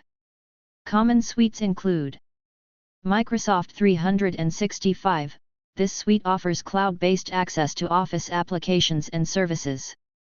Organizations use Microsoft 365 for collaboration and remote work. Google Workspace, formerly G Suite. This suite provides a set of cloud-native applications like Docs, Sheets, and Slides, known for real-time collaboration capabilities. Apple iWork. This suite of applications works seamlessly across all Apple devices, catering to users in the Apple ecosystem. Apache OpenOffice, this free, open-source suite has basic productivity tools. Organizations often choose an Office suite based on their specific needs. These needs might include compatibility with existing documents, collaboration features, and overall cost. Often, IT support technicians install and configure Office suites for which an organization has already purchased licenses. Antivirus and security software. Security software protects an organization's digital assets from malware, phishing attacks, and other cyber threats. They provide real-time protection, perform regular system scans, and ensure safe web browsing. Examples include Symantec Norton. This security software offers comprehensive protection and is a common choice for its robust security features. McAfee Total Protection. This security software is known for its firewall and web security capabilities. Bitdefender. This security software delivers multi-layered protection, including ransomware defense and network threat prevention. Selecting the right antivirus solution involves considering the level of security needed, system performance requirements, and compatibility with other software. Specialty software. Depending on the industry, Organizations might also rely on specialized software tailored to their operational needs. This can include customer relationship management, CRM, systems, enterprise resource planning, ERP, software, and various design or development tools. IT support technicians must understand commonly used software and have an awareness of common solutions. IT support technicians use their knowledge of Office suites to make informed decisions. This expertise is useful when choosing, installing, and configuring software. Desktop and mobile software. IT support technicians help users with many different devices. Their understanding of the differences between mobile and desktop software is important. This helps technicians effectively provide accurate support and troubleshooting. Let's make an overall comparison of the design of mobile and desktop software. Mobile software. Mobile software works well on smaller screens and with the hardware constraints of phones and tablets. Mobile software hasn't simply been made smaller, it's been redesigned to fit the unique needs of mobile use. Mobile software is developed with a focus on touch interaction, portability, and resource efficiency for use on smartphones and tablets. Mobile software often uses touch gestures native to the device, such as tapping, swiping, and pinching to scroll, open links, and navigate. Desktop software. Desktop software includes applications or programs that are installed and run on a computer. Desktop software can often run independent of an internet connection. Desktop software is usually more feature-rich and designed for powerful processing on computers with strong operating systems. Desktop software is better designed for complex applications, multitasking, and larger screens. However, mobile software has become an integral part of modern daily life, providing users with access to information from anywhere. Benefits of mobile software. Mobile software has many benefits over more traditional desktop software. It's valuable to keep the following benefits of mobile software in mind when supporting mobile devices for users. Simplified user interface, UI. Mobile software is designed for smaller screens with interfaces rearranged for optimal visibility and thumb-based navigation, including bigger buttons and simpler menus. Efficiency. Mobile devices usually don't have as much power as desktop computers, so mobile software needs to be efficient. It has been designed to work well without using too much of the device's resources. Data compression. Some browsers and other mobile software can compress data, making the software respond faster and use less data, which is important for people with limited data plans. Focused features. Mobile software often has a smaller set of features tailored for essential tasks. Some features are modified to favor ease of use and quick access on mobile devices. Tailored customization. Mobile software provides customization options for the mobile environment, focusing on user preferences and device-specific features. Mobile software is more than just a smaller version of desktop software. It is specifically made for mobile devices, with changes to how it looks and works to make using the software on a phone or tablet efficient and enjoyable. Next, you'll learn about some of the important features of web browsers. General features of web browsers. While browsers differ between manufacturers, most browsers have common features that make them ideal for delivering internet-based information. Let's explore common browser features. User interface. This is what users see and interact with when they open the browser. The user interface includes the address bar, back and forward buttons, bookmarks, refresh and stop buttons, and settings options. The interface is like the dashboard of a car, providing essential controls and information to the user. Tabbed browsing. Tabbed browsing allows users to open multiple web pages in a single window, like having multiple books open on a desk for easy reference. Users can have many tabs open at once and easily switch to other tabs without leaving the web browser. Privacy and security. Features such as pop-up blockers and private or incognito browsing are like having a security system in your home, keeping unwanted intruders out. Browsers also indicate secure connections through HTTPS with lock icons, so users know if the website they're visiting is secure. Extensions and add-ons. Similar to customizing a backpack with additional pockets and tools, extensions add extra functionality to a browser. Extensions can include in-browser apps like password managers, grammar checkers, and ad blockers. Search functionality. Integrated search bars and engines allow users to enter search requests and questions into the address bar. Browsers might also include a user's bookmarked sites and browsing history in the search bar's auto-suggestions. This can be used on mobile devices with voice search, which most browsers support. Syncing across devices. Syncing across devices is a feature that allows users to access their bookmarks, history, and settings across different devices, much like having a master key that works with different locks. Bookmark management. Bookmark management is similar to keeping a well-organized folder of important documents, allowing users to save and manage web pages for future reference. Try it. Open your preferred browser and explore using the Bookmark Manager. Go to https://skillsbuild.org/, opens in a new tab, and save the page to your bookmarks. Then, explore the options for managing bookmarks, like changing the name or moving the bookmark to a folder. While each browser shares these features, the names used to describe them can vary across different browsers. Additionally, certain browsers might provide unique options within this standard feature set. Download the following comparison table of common web browsers and their features PDF document. Take a moment to review this comprehensive guide to learn about the features, variations, and options across 5 common browsers. Save this resource for future reference. Google Chrome. Platform support, supports Windows, Mac, Linux, Android, and iOS. User interface, features a minimalist design. Privacy and security features, includes incognito mode and safe browsing. Extensions and add-ons, offers a wide range of extensions. Syncing across devices, available on multiple platforms. Bookmark management, uses a bookmark bar and folders. Integrated search functionality, has Google Search integrated by default. Special features, includes Google Services integration and Google Translate.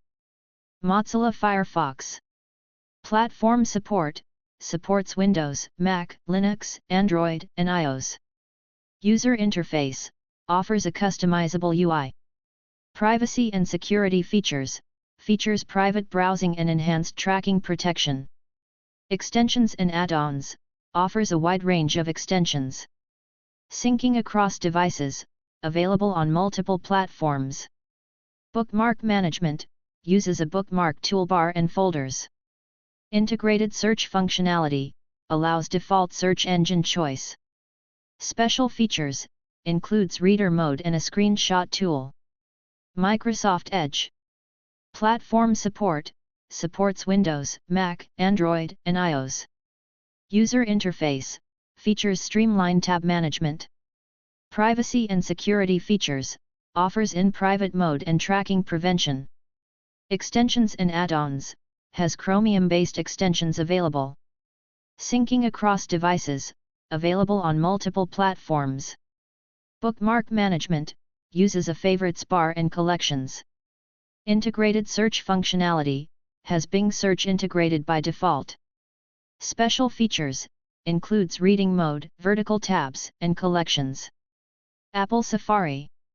Platform support, primarily supports Mac and iOS, with limited functionality on other platforms. User interface, features a clean and simple interface. Privacy and security features, includes private browsing and intelligent tracking prevention. Extensions and add-ons, offers limited extensions.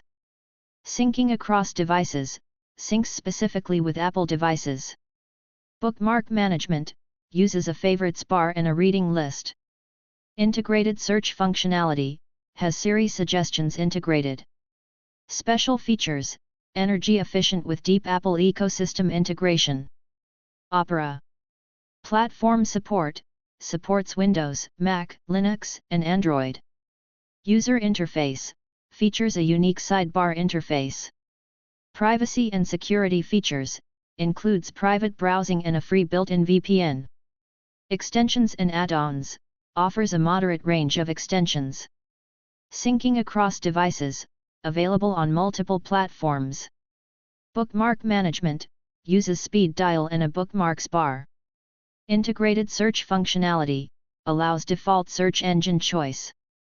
Special features, features an integrated ad blocker and free VPN.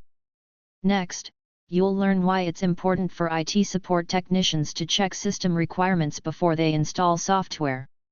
Checking system requirements before installing software. Watch the following video to learn about checking system requirements on a computer before installing software.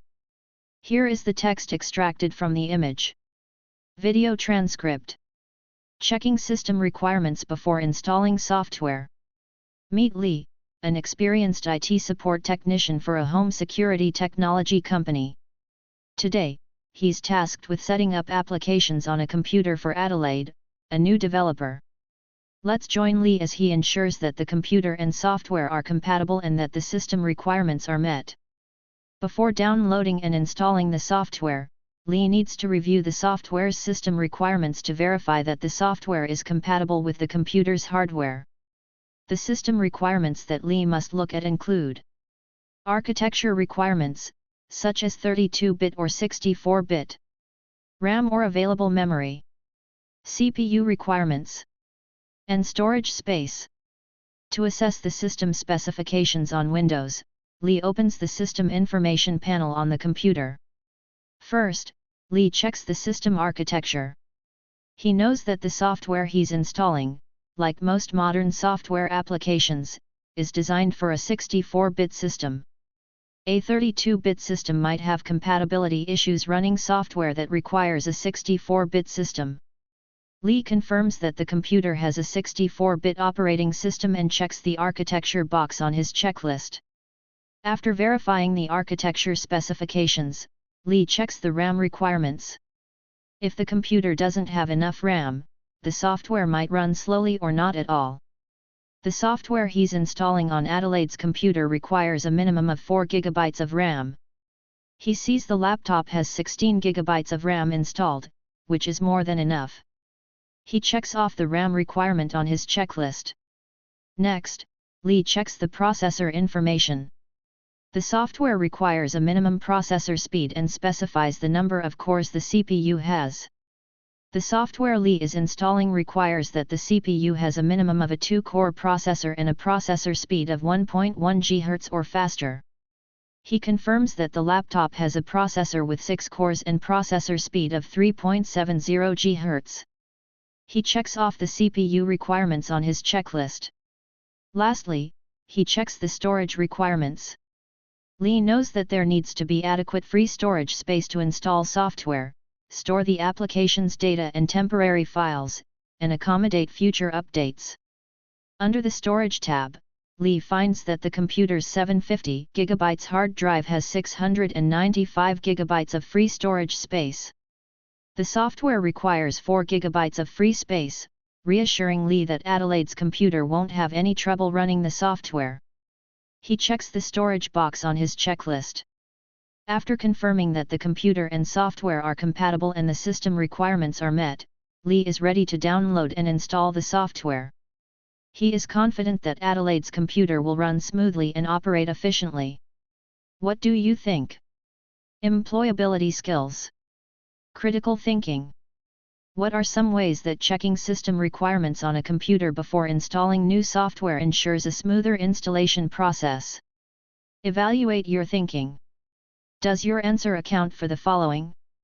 As you learned, checking system requirements before installing new software helps provide a smooth installation process by doing the following: ensuring compatibility with the computer's operating system and hardware specifications, preventing conflicts and installation failures, confirming that the computer meets the recommended resource demands, avoiding performance issues and system slowdowns.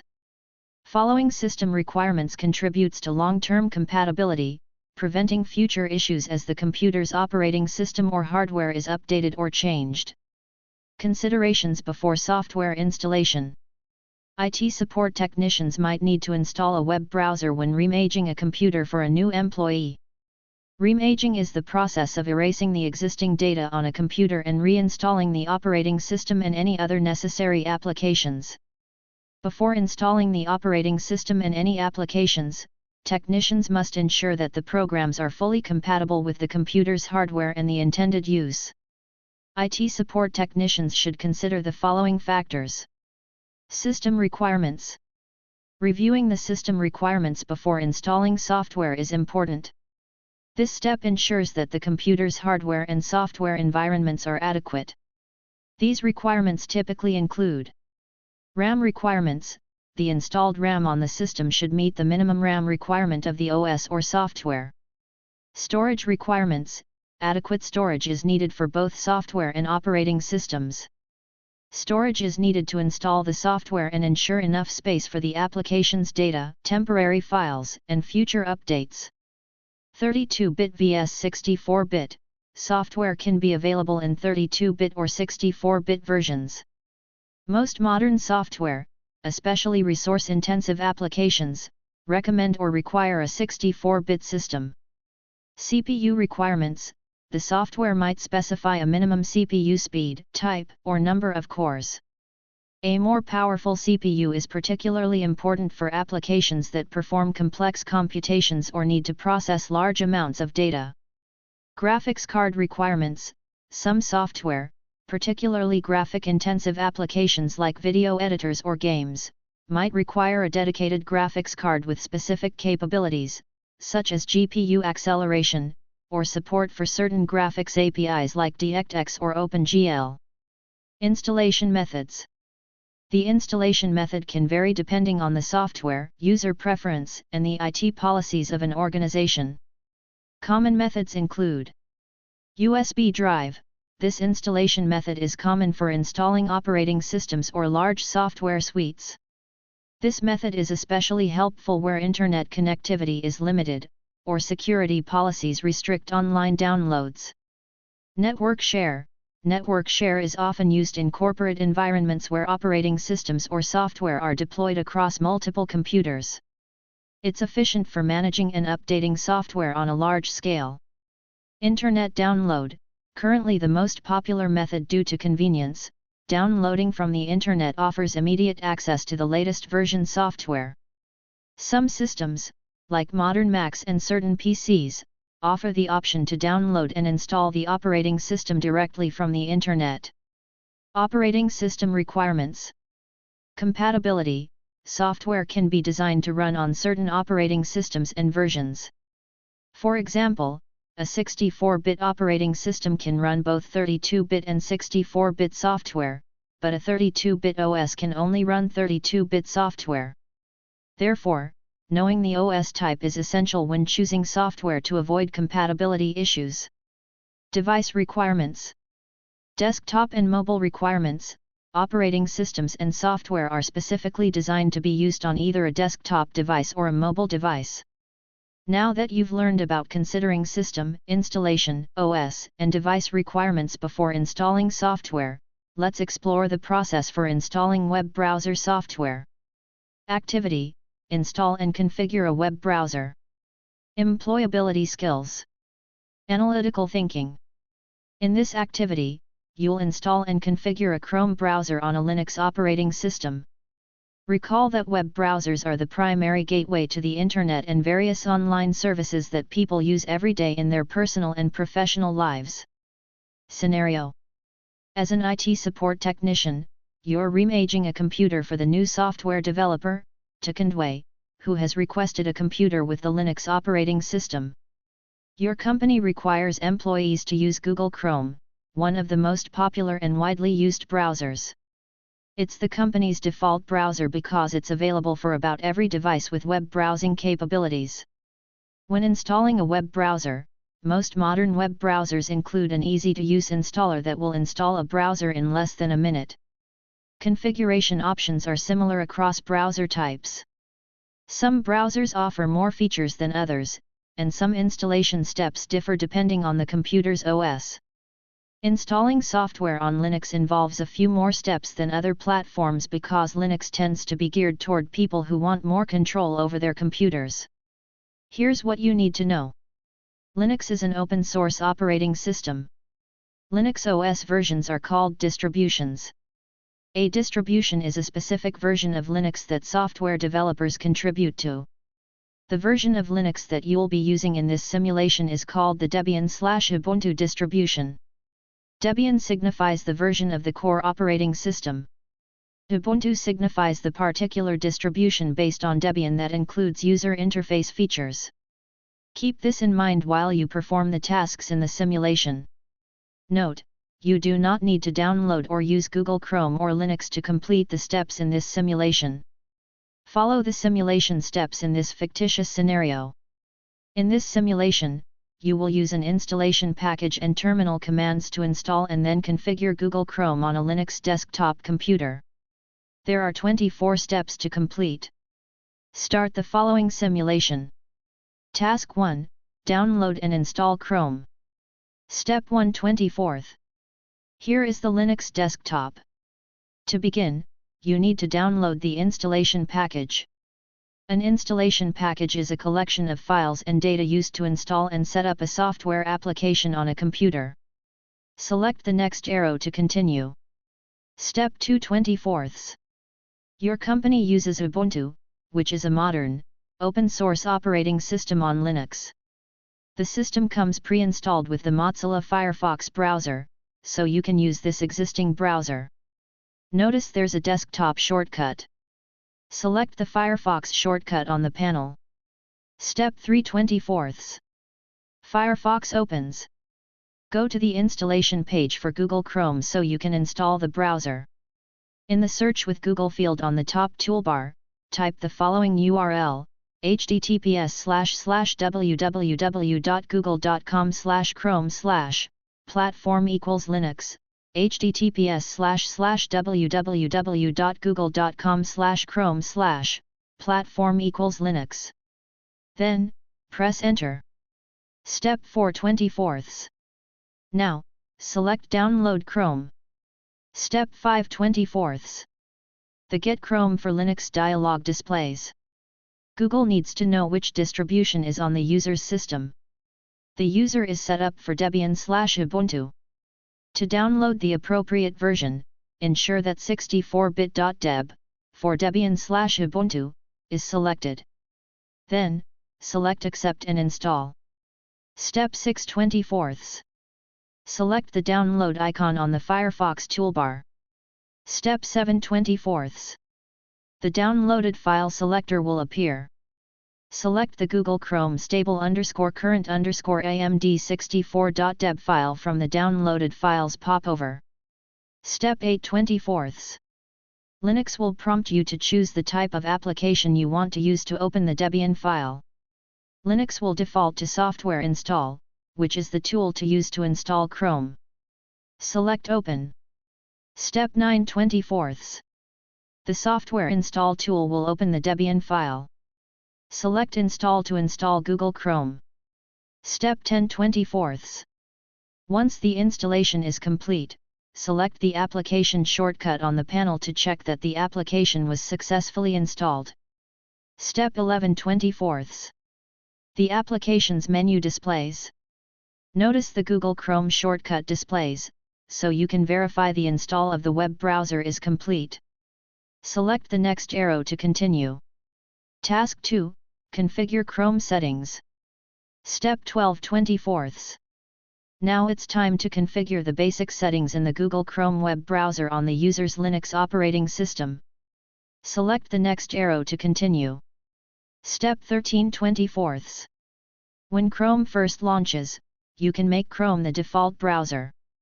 Because your company requires Chrome as the default browser on all company devices, select Set as Default. Step 14, 24th. To configure other options, on the top toolbar, select the vertical ellipses button and then select Settings. Step 15, 24th. Next, configure privacy and security settings in Chrome for the user, according to your company's security requirements. To ensure the browser has the highest level of protection, you'll enable enhanced security. On the Settings page, select Privacy and Security. Step 16, 24th. Under Privacy and Security, select Security. Step 17/24.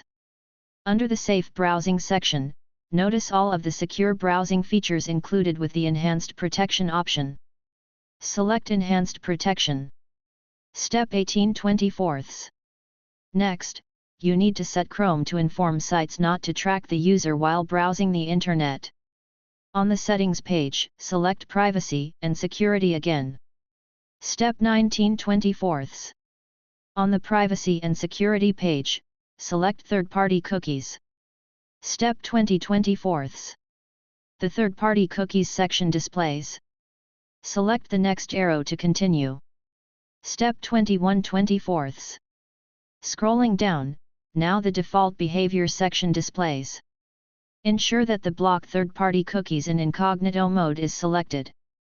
Then, set Send a Do Not Track request with your browsing traffic to on to enable blocking third-party cookies. Step 22/24. The Do Not Track notification displays. Chrome notifies you about the impact of turning this setting on. Take a moment to review the notification. Select Confirm. Step 23/24. Your company does not want applications consuming excess power when the browsers are not in use, so you need to configure the system settings to turn off running background apps when Chrome is closed. To do this, on the Settings page, select System. Step 24/24. Under System, set Continue Running Background Apps when Google Chrome is closed to off. You've successfully installed and configured Chrome on a Linux computer. You downloaded the correct version of Google Chrome for the user's system, installed the software, and verified it as a new application. And you successfully customized the Chrome settings for privacy and security. Well done! Now you can perform the steps to install and configure a web browser on a Linux computer. Installing Google Chrome on a Linux desktop is a straightforward process involving downloading the installation package and using terminal commands for installation. Then, configuring the settings can improve the browsing experience, tailoring it to individuals' needs and preferences. Configuring email clients. Electronic mail, email, a concept dating back to the early 1970s, has evolved into a primary communication method for most people. Email clients have been enhanced by advancements in cloud integration, security features, and mobile device compatibility. A man wearing headphones looking at his computer. Email clients use specific protocols to send, receive, and store email. The three primary email protocols are Internet Message Access Protocol, IMAP, Post Office Protocol, POP, Simple Mail Transfer Protocol, SMTP. Understanding how these protocols work and their differences is essential for IT support technicians when they are setting up and troubleshooting email clients. Internet Message Access Protocol, IMAP. Internet Message Access Protocol, IMAP, is a protocol for accessing email from a mail server. IMAP synchronizes email messages across multiple devices by storing them on the server, allowing users to view and manage their emails in real time from any device. Post Office Protocol, POP. Post Office Protocol, POP, is also a protocol to access email by downloading emails to a single device and often deleting them from the server afterward. This makes it ideal for users who access their email primarily from one location and prefer to store messages locally. Simple Mail Transfer Protocol, SMTP. Simple Mail Transfer Protocol, SMTP, is a standard protocol for sending emails online. It works with email clients to send outgoing messages from a user's email address to the email server, relaying the email to the recipient's mail server. Organizations rely heavily on emails for mass corporate communication and asynchronous communication between employees. IT support technicians often install and configure email clients on employees' desktops and mobile devices. Let's go into more depth to learn the process for configuring email for a mobile device. Configuring mobile email clients. After installing an email client, IT support technicians need to assist an employee with configuring the email client. This process includes setting up the employee's email account and helping the employee configure additional settings like syncing, folder management, signature, and notification preferences. Although the user interfaces of mobile and desktop email clients might vary slightly, the configuration process for setting up email accounts on both platforms is the same. Introduction. A woman working on a computer and wearing a headset in an office cubicle. Follow along as Anisa, an IT support technician, assists Ewan in setting up his corporate email on his work smartphone. Step 1. Add a new account. Over the phone, Anisa tells Ewan to open his mobile email client and navigate to the settings. She instructs him to find the account management section and select Add Account. She then asks Ewan to enter his email credentials, address, and password. When an email address is entered, many email clients will attempt to auto-detect the server settings for well-known email providers, including corporate domains if configured to allow for auto-discovery. Step 2. Configure server settings. After entering his credentials, the email client prompts Ewan to choose IMAP or POP3. Anisa explains the difference between IMAP and POP3, and recommends IMAP for its ability to sync emails across his devices, including his work desktop. Anisa assists Ewan in inputting the incoming mail server details. She checks to make sure that Ewan enters the server address, host name, and port number correctly to make sure the connection is secure. They follow a similar process to configure the SMTP server settings for outgoing mail. Step 3. Set days of mail to sync. Once the account is properly set up and configured, Anisa suggests that Ewan configure a few additional settings for his email account. First, she asks Ewan to set the days of mail to sync in his account settings to best suit his needs. This feature helps manage storage by allowing users to choose the time range of emails that are visible and accessible from their smartphones.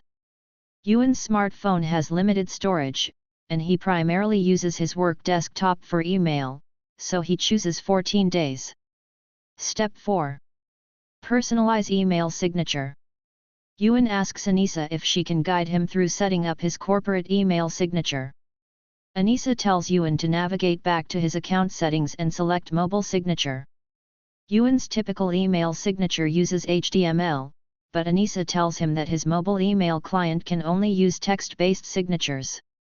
Ewan adds a signature in the signature field, names the signature, and saves his changes. Step 5. Adjust notification preferences. While they are still in his account settings, Anisa suggests that Ewan adjust his notification preferences from the default preferences of his mobile email client. Anisa guides Ewan to the notification settings menu to manage his email notifications effectively. Ewan selects the notification preferences he wants and exits settings. Anisa also guides Ewan through setting up focus mode. This feature, sometimes called a focus plan or focus time, establishes dedicated periods, such as focused work hours or personal time, where email notifications are muted to prevent distractions. Step 6. Set up email organization. Next, Anisa recommends that Ewan set up some email organization features. Many email clients have built-in organization features like focused inboxes, which show only emails that meet certain criteria, and automatic spam filters. But, even with these automated features, Anisa knows that inboxes require intentional management by users to keep them organized. Anisa recommends that Ewan create folders to categorize and store emails based on specific criteria. Ewan sets up a folder for marketing projects, weekly reports, annual reviews, and a general work folder. Anisa also guides Ewan through setting up a rule so that weekly reports from a specific email address are automatically added to the weekly reports folder. Step 7. Archive and delete emails. Before finishing their conversation, Anisa reminds Ewan about the differences between archiving and deleting emails. Archiving emails involves moving them from the inbox into an archive folder or section without permanently deleting them. Archived emails remain accessible, but are stored separately, decluttering the inbox while retaining access. This is particularly useful for reference or compliance purposes. Anissa reminds Yuan to regularly review his inbox and clean out unnecessary emails by deleting or archiving spam, promotional, and outdated messages to tidy his inbox. Summary. With Anissa's help, Yuan's email is now fully set up on his smartphone. He feels more confident navigating his email client and appreciates the personalized settings that cater to his work habits. Anissa's expertise ensures that Yuan can now access his work emails from his smartphone. What do you think? Employability skills. Critical thinking. Now that you've learned about setting up and configuring an email account, think about your own email. Which settings have you configured? Are there some settings you want to configure now to help better manage and organize your emails? Evaluate your thinking. Does your answer account for the following? Configuring your email accounts can help you better manage and organize your emails. Some important settings that you should consider include the following. Prioritize email security with a strong password and two-factor authentication. Customize notification settings to receive alerts for important emails while minimizing interruptions. Set up filters and rules to automatically categorize incoming emails. Organize messages into folders based on criteria, reducing inbox clutter and enhancing organization. Manage storage by regularly cleaning up your mailbox. Delete unnecessary emails and consider archiving important ones. Stay informed about updates to your email service provider's settings for efficient email management. Email management techniques. Some users might become overwhelmed with the number of emails in their inboxes. By effectively using the features of email clients, users can streamline the management of their emails.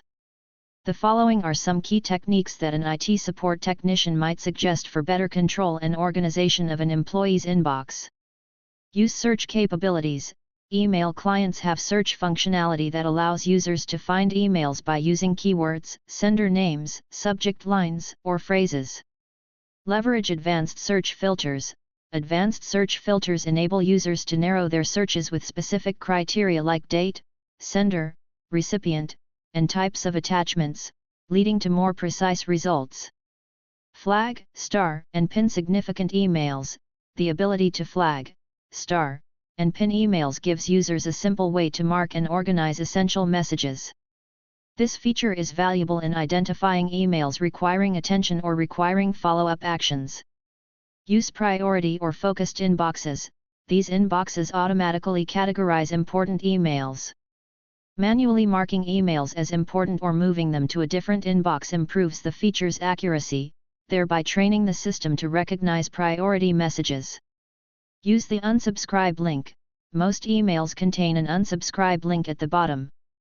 Use this link to opt out of receiving future emails from organizations you are no longer interested in hearing from.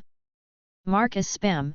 This feature helps protect your device by defending against unwanted or harmful emails. Labeling spam trains your email client to identify and automatically exclude such emails more effectively in the future. By recommending these strategies, IT support technicians help users improve their email management. Not only will these tips help in decluttering their inboxes, but they will also enhance their overall email experience, making it more organized and less overwhelming. Popular office suites. IT support technicians are not only responsible for installing office suites for users, but they might also be responsible for guiding users on configuring and using office tools. IT support technicians need to know common Office suite applications. Office suites, also called productivity suites, are a collection of productivity applications provided as a package that help users with a wide range of common Office tasks. These tasks include document creation, data analysis, information management, and collaboration. Most Office suites include 3 core applications. Word processing software.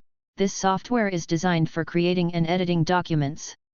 It includes tools for formatting text and inserting images and features to check grammar and spelling. Spreadsheet software, essential for data management. This software allows users to organize, analyze, and visually represent data with functions like formulas, pivot tables, and various charting tools. Presentation software.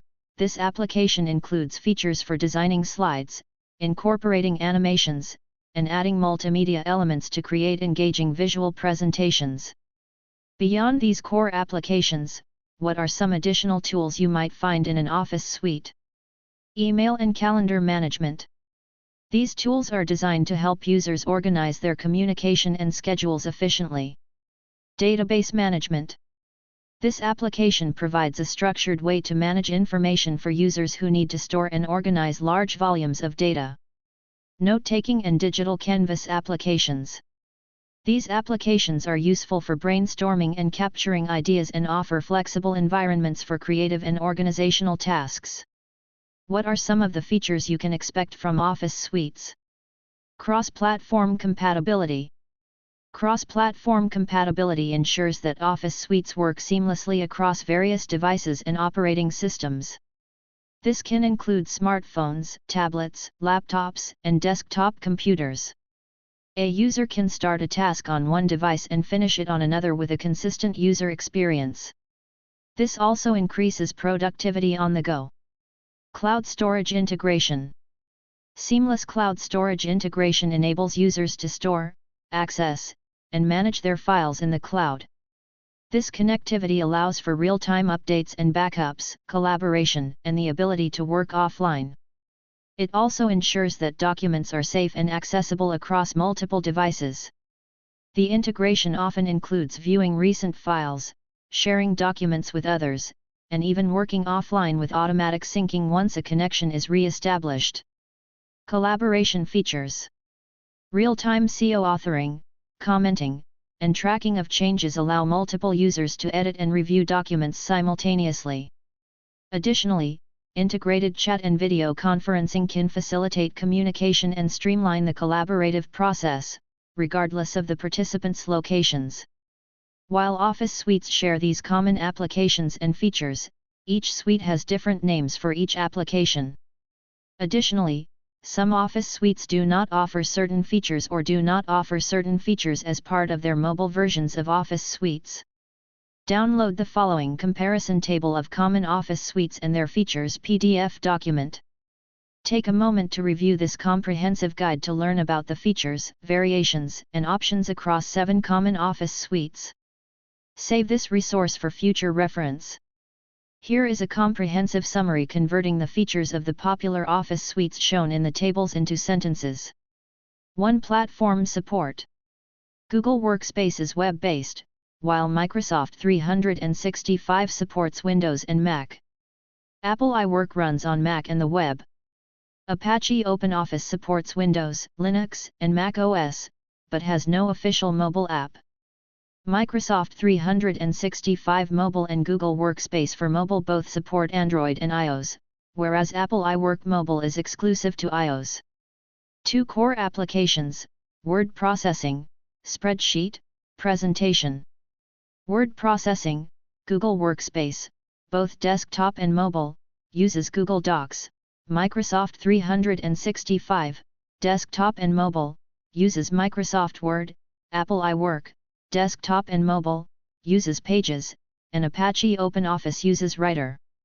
Spreadsheets, Google Workspace utilizes Google Sheets, Microsoft 365 uses Microsoft Excel, Apple iWork uses Numbers, and Apache OpenOffice uses Calc.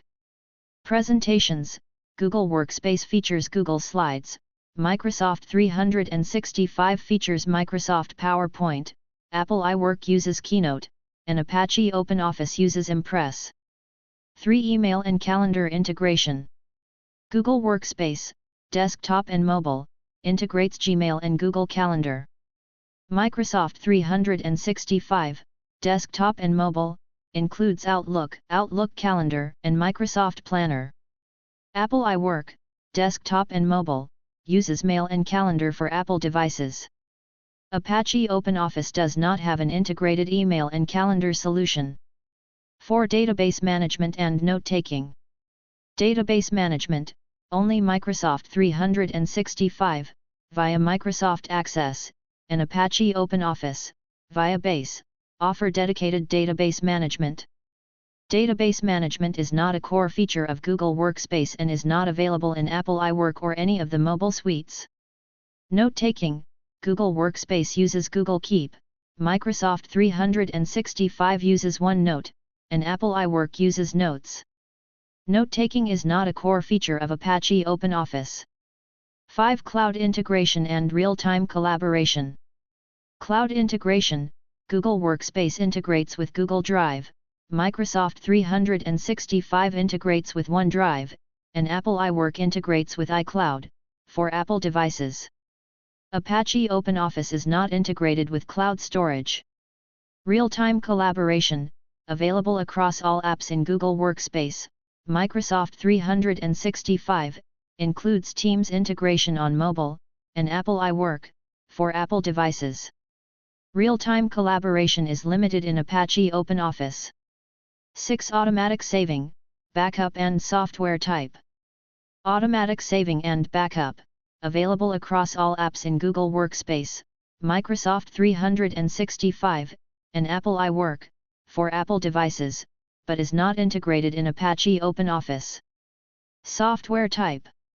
Google Workspace is cloud-based with an offline mode, while its mobile version is a downloadable app. Microsoft 365 offers both cloud-based and downloadable desktop versions, alongside a downloadable mobile app. Apple iWork provides both cloud-based and downloadable versions for Apple devices, as well as native mobile apps on iOS devices. Apache OpenOffice is purely downloadable with no cloud integration. Office suites in the cloud. Individuals and employees can use many modern software applications, including email clients and office suites, exclusively in the cloud. This shift offers flexibility and collaborative opportunities for users. Cloud-based applications ensures that emails, documents, and data are accessible anywhere. As the use of cloud-based software continues to grow, IT support technicians should be ready to guide employees on how to access and use it. 2 people working at desks that connect to a cord held by a man standing on a desk.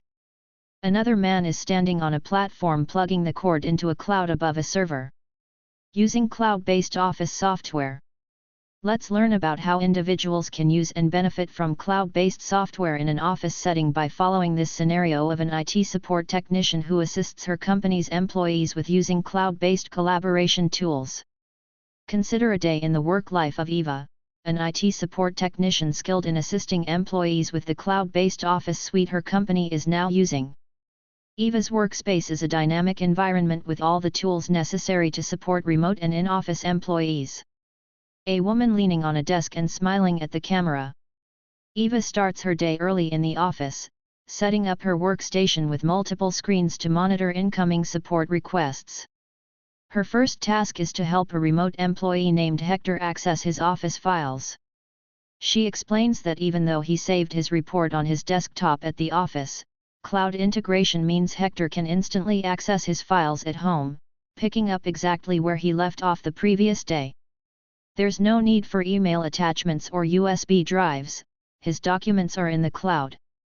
With a few clicks and instructions, Hector is back on track, seamlessly accessing documents from the cloud.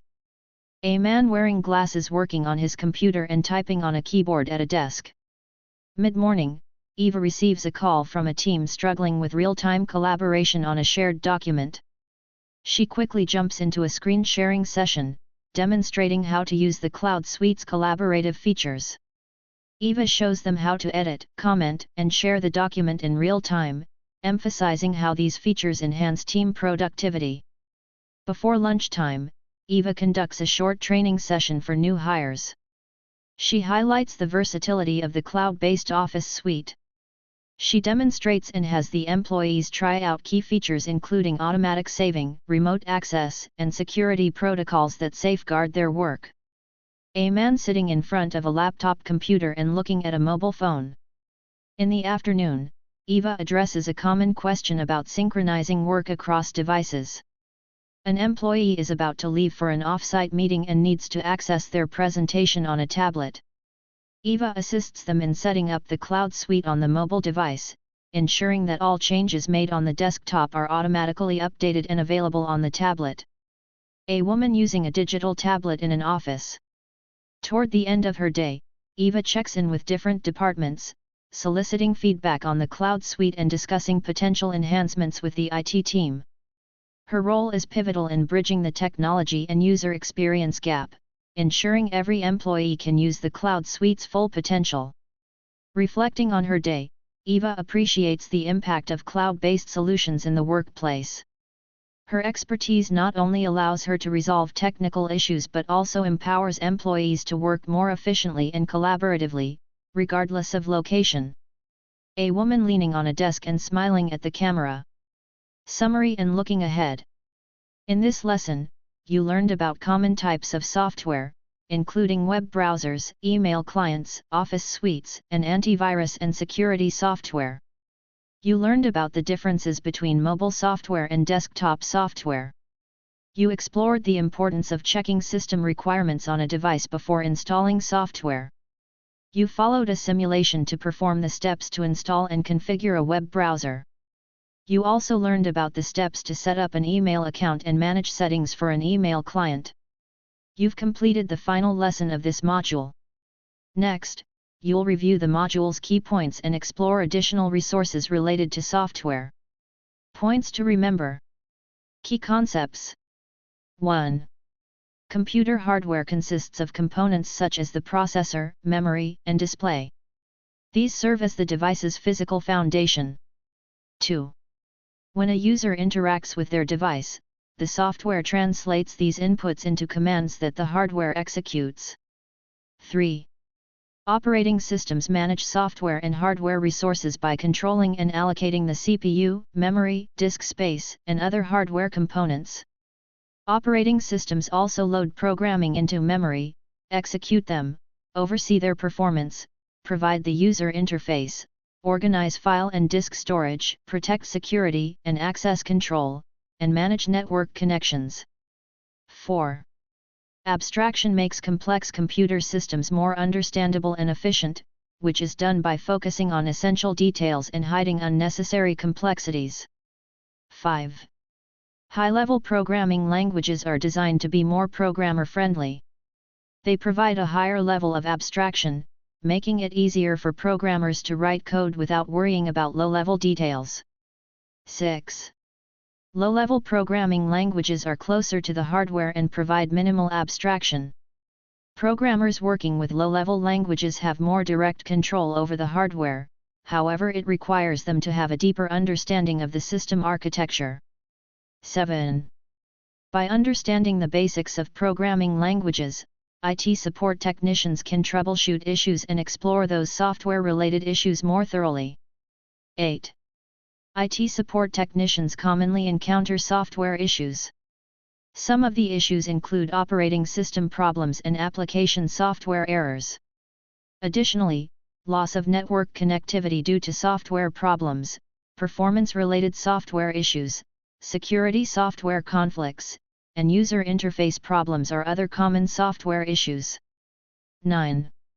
Software issues often appear as glitches, application crashes, or compatibility issues. Technicians use diagnostic tools to assess the functionality of operating systems and applications. 10.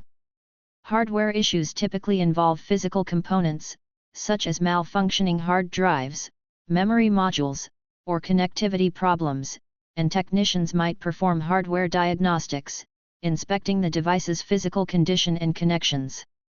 11. A structured approach to diagnosing and fixing software problems includes the following steps. Identifying the details of the problem.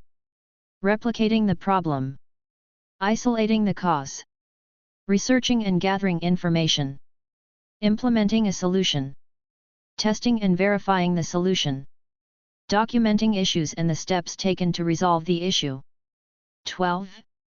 Some system tools technicians use to diagnose and fix software problems include Windows Task Manager, Event Viewer, Disk Cleanup, and macOS's Activity Monitor, Console, and Desk Utility. 13. Common types of software include web browsers, office suites, and antivirus and security programs, and specialized software for businesses and organizations. 14.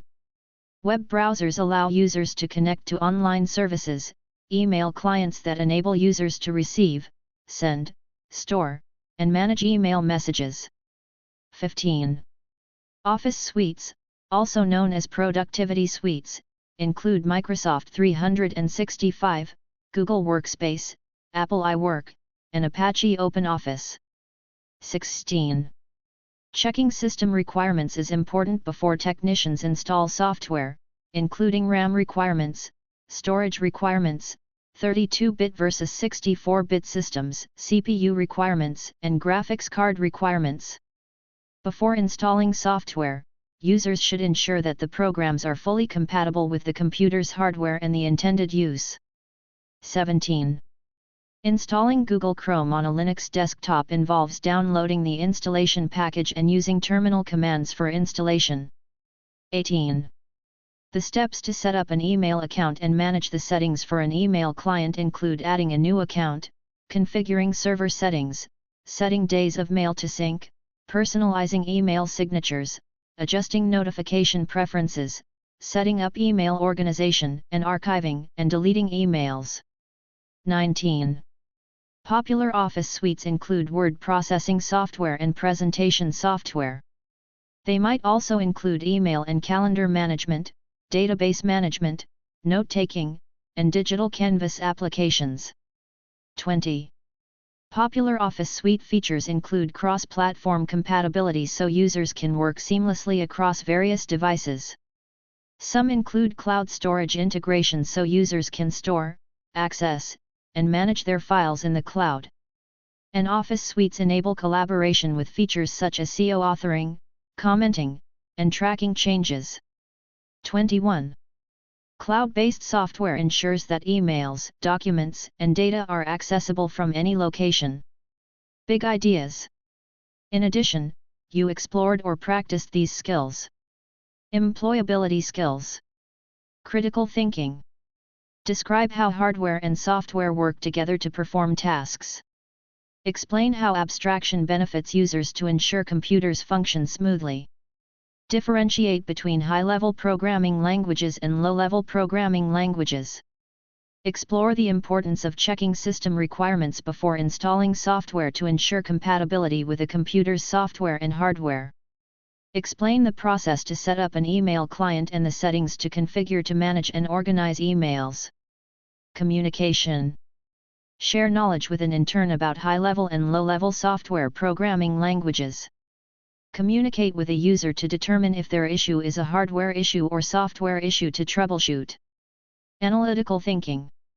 Differentiate between high-level programming languages, which provide a high level of abstraction, and low-level programming languages, which provide minimal abstraction. Apply the steps to determine whether a user issue is related to software or hardware. Install and configure a Chrome browser on a Linux operating system on a desktop computer. Problem solving. Apply the steps to determine whether a user issue is related to software or hardware. Collaboration and teaming. Share knowledge with an intern about high-level and low-level software programming languages. Growth mindset. Determine workplace skills to build to troubleshoot software and how to develop those skills to enhance your professional development. Research. Review essential workplace skills needed for troubleshooting software. Learning objectives. Now that you've completed this module, you should be able to describe how hardware and software work together to perform tasks. Differentiate between high-level and low-level programming languages. Conclude a type of common software issue based on symptoms and potential causes. Apply the steps to determine whether a user issue is related to software or hardware. Follow the typical steps to troubleshoot software issues. Choose an appropriate utility, diagnostic, and update tool to help fix, diagnose, and manage software problems across operating systems. Explain key considerations before installing software. Install and configure settings for a web browser on a desktop computer. Follow the steps to set up an account and manage the settings for an email client. Differentiate between popular Office suites and their features. Explore more resources. To explore concepts covered in this module in more depth, Check out these resources. 1. Best Programming Languages to Learn, opens in a new tab. This computerscience.org resource provides a detailed look into the best programming languages individuals who are interested in career in the tech sector should learn. 2. A Beginner's Guide to Network Troubleshooting in Linux, opens in a new tab. This Red Hat article by Anthony Critelli shares basic troubleshooting techniques to troubleshoot the Linux OS. 3. What is software development, opens in a new tab. This IBM article explains the process of software development and software development tools and resources.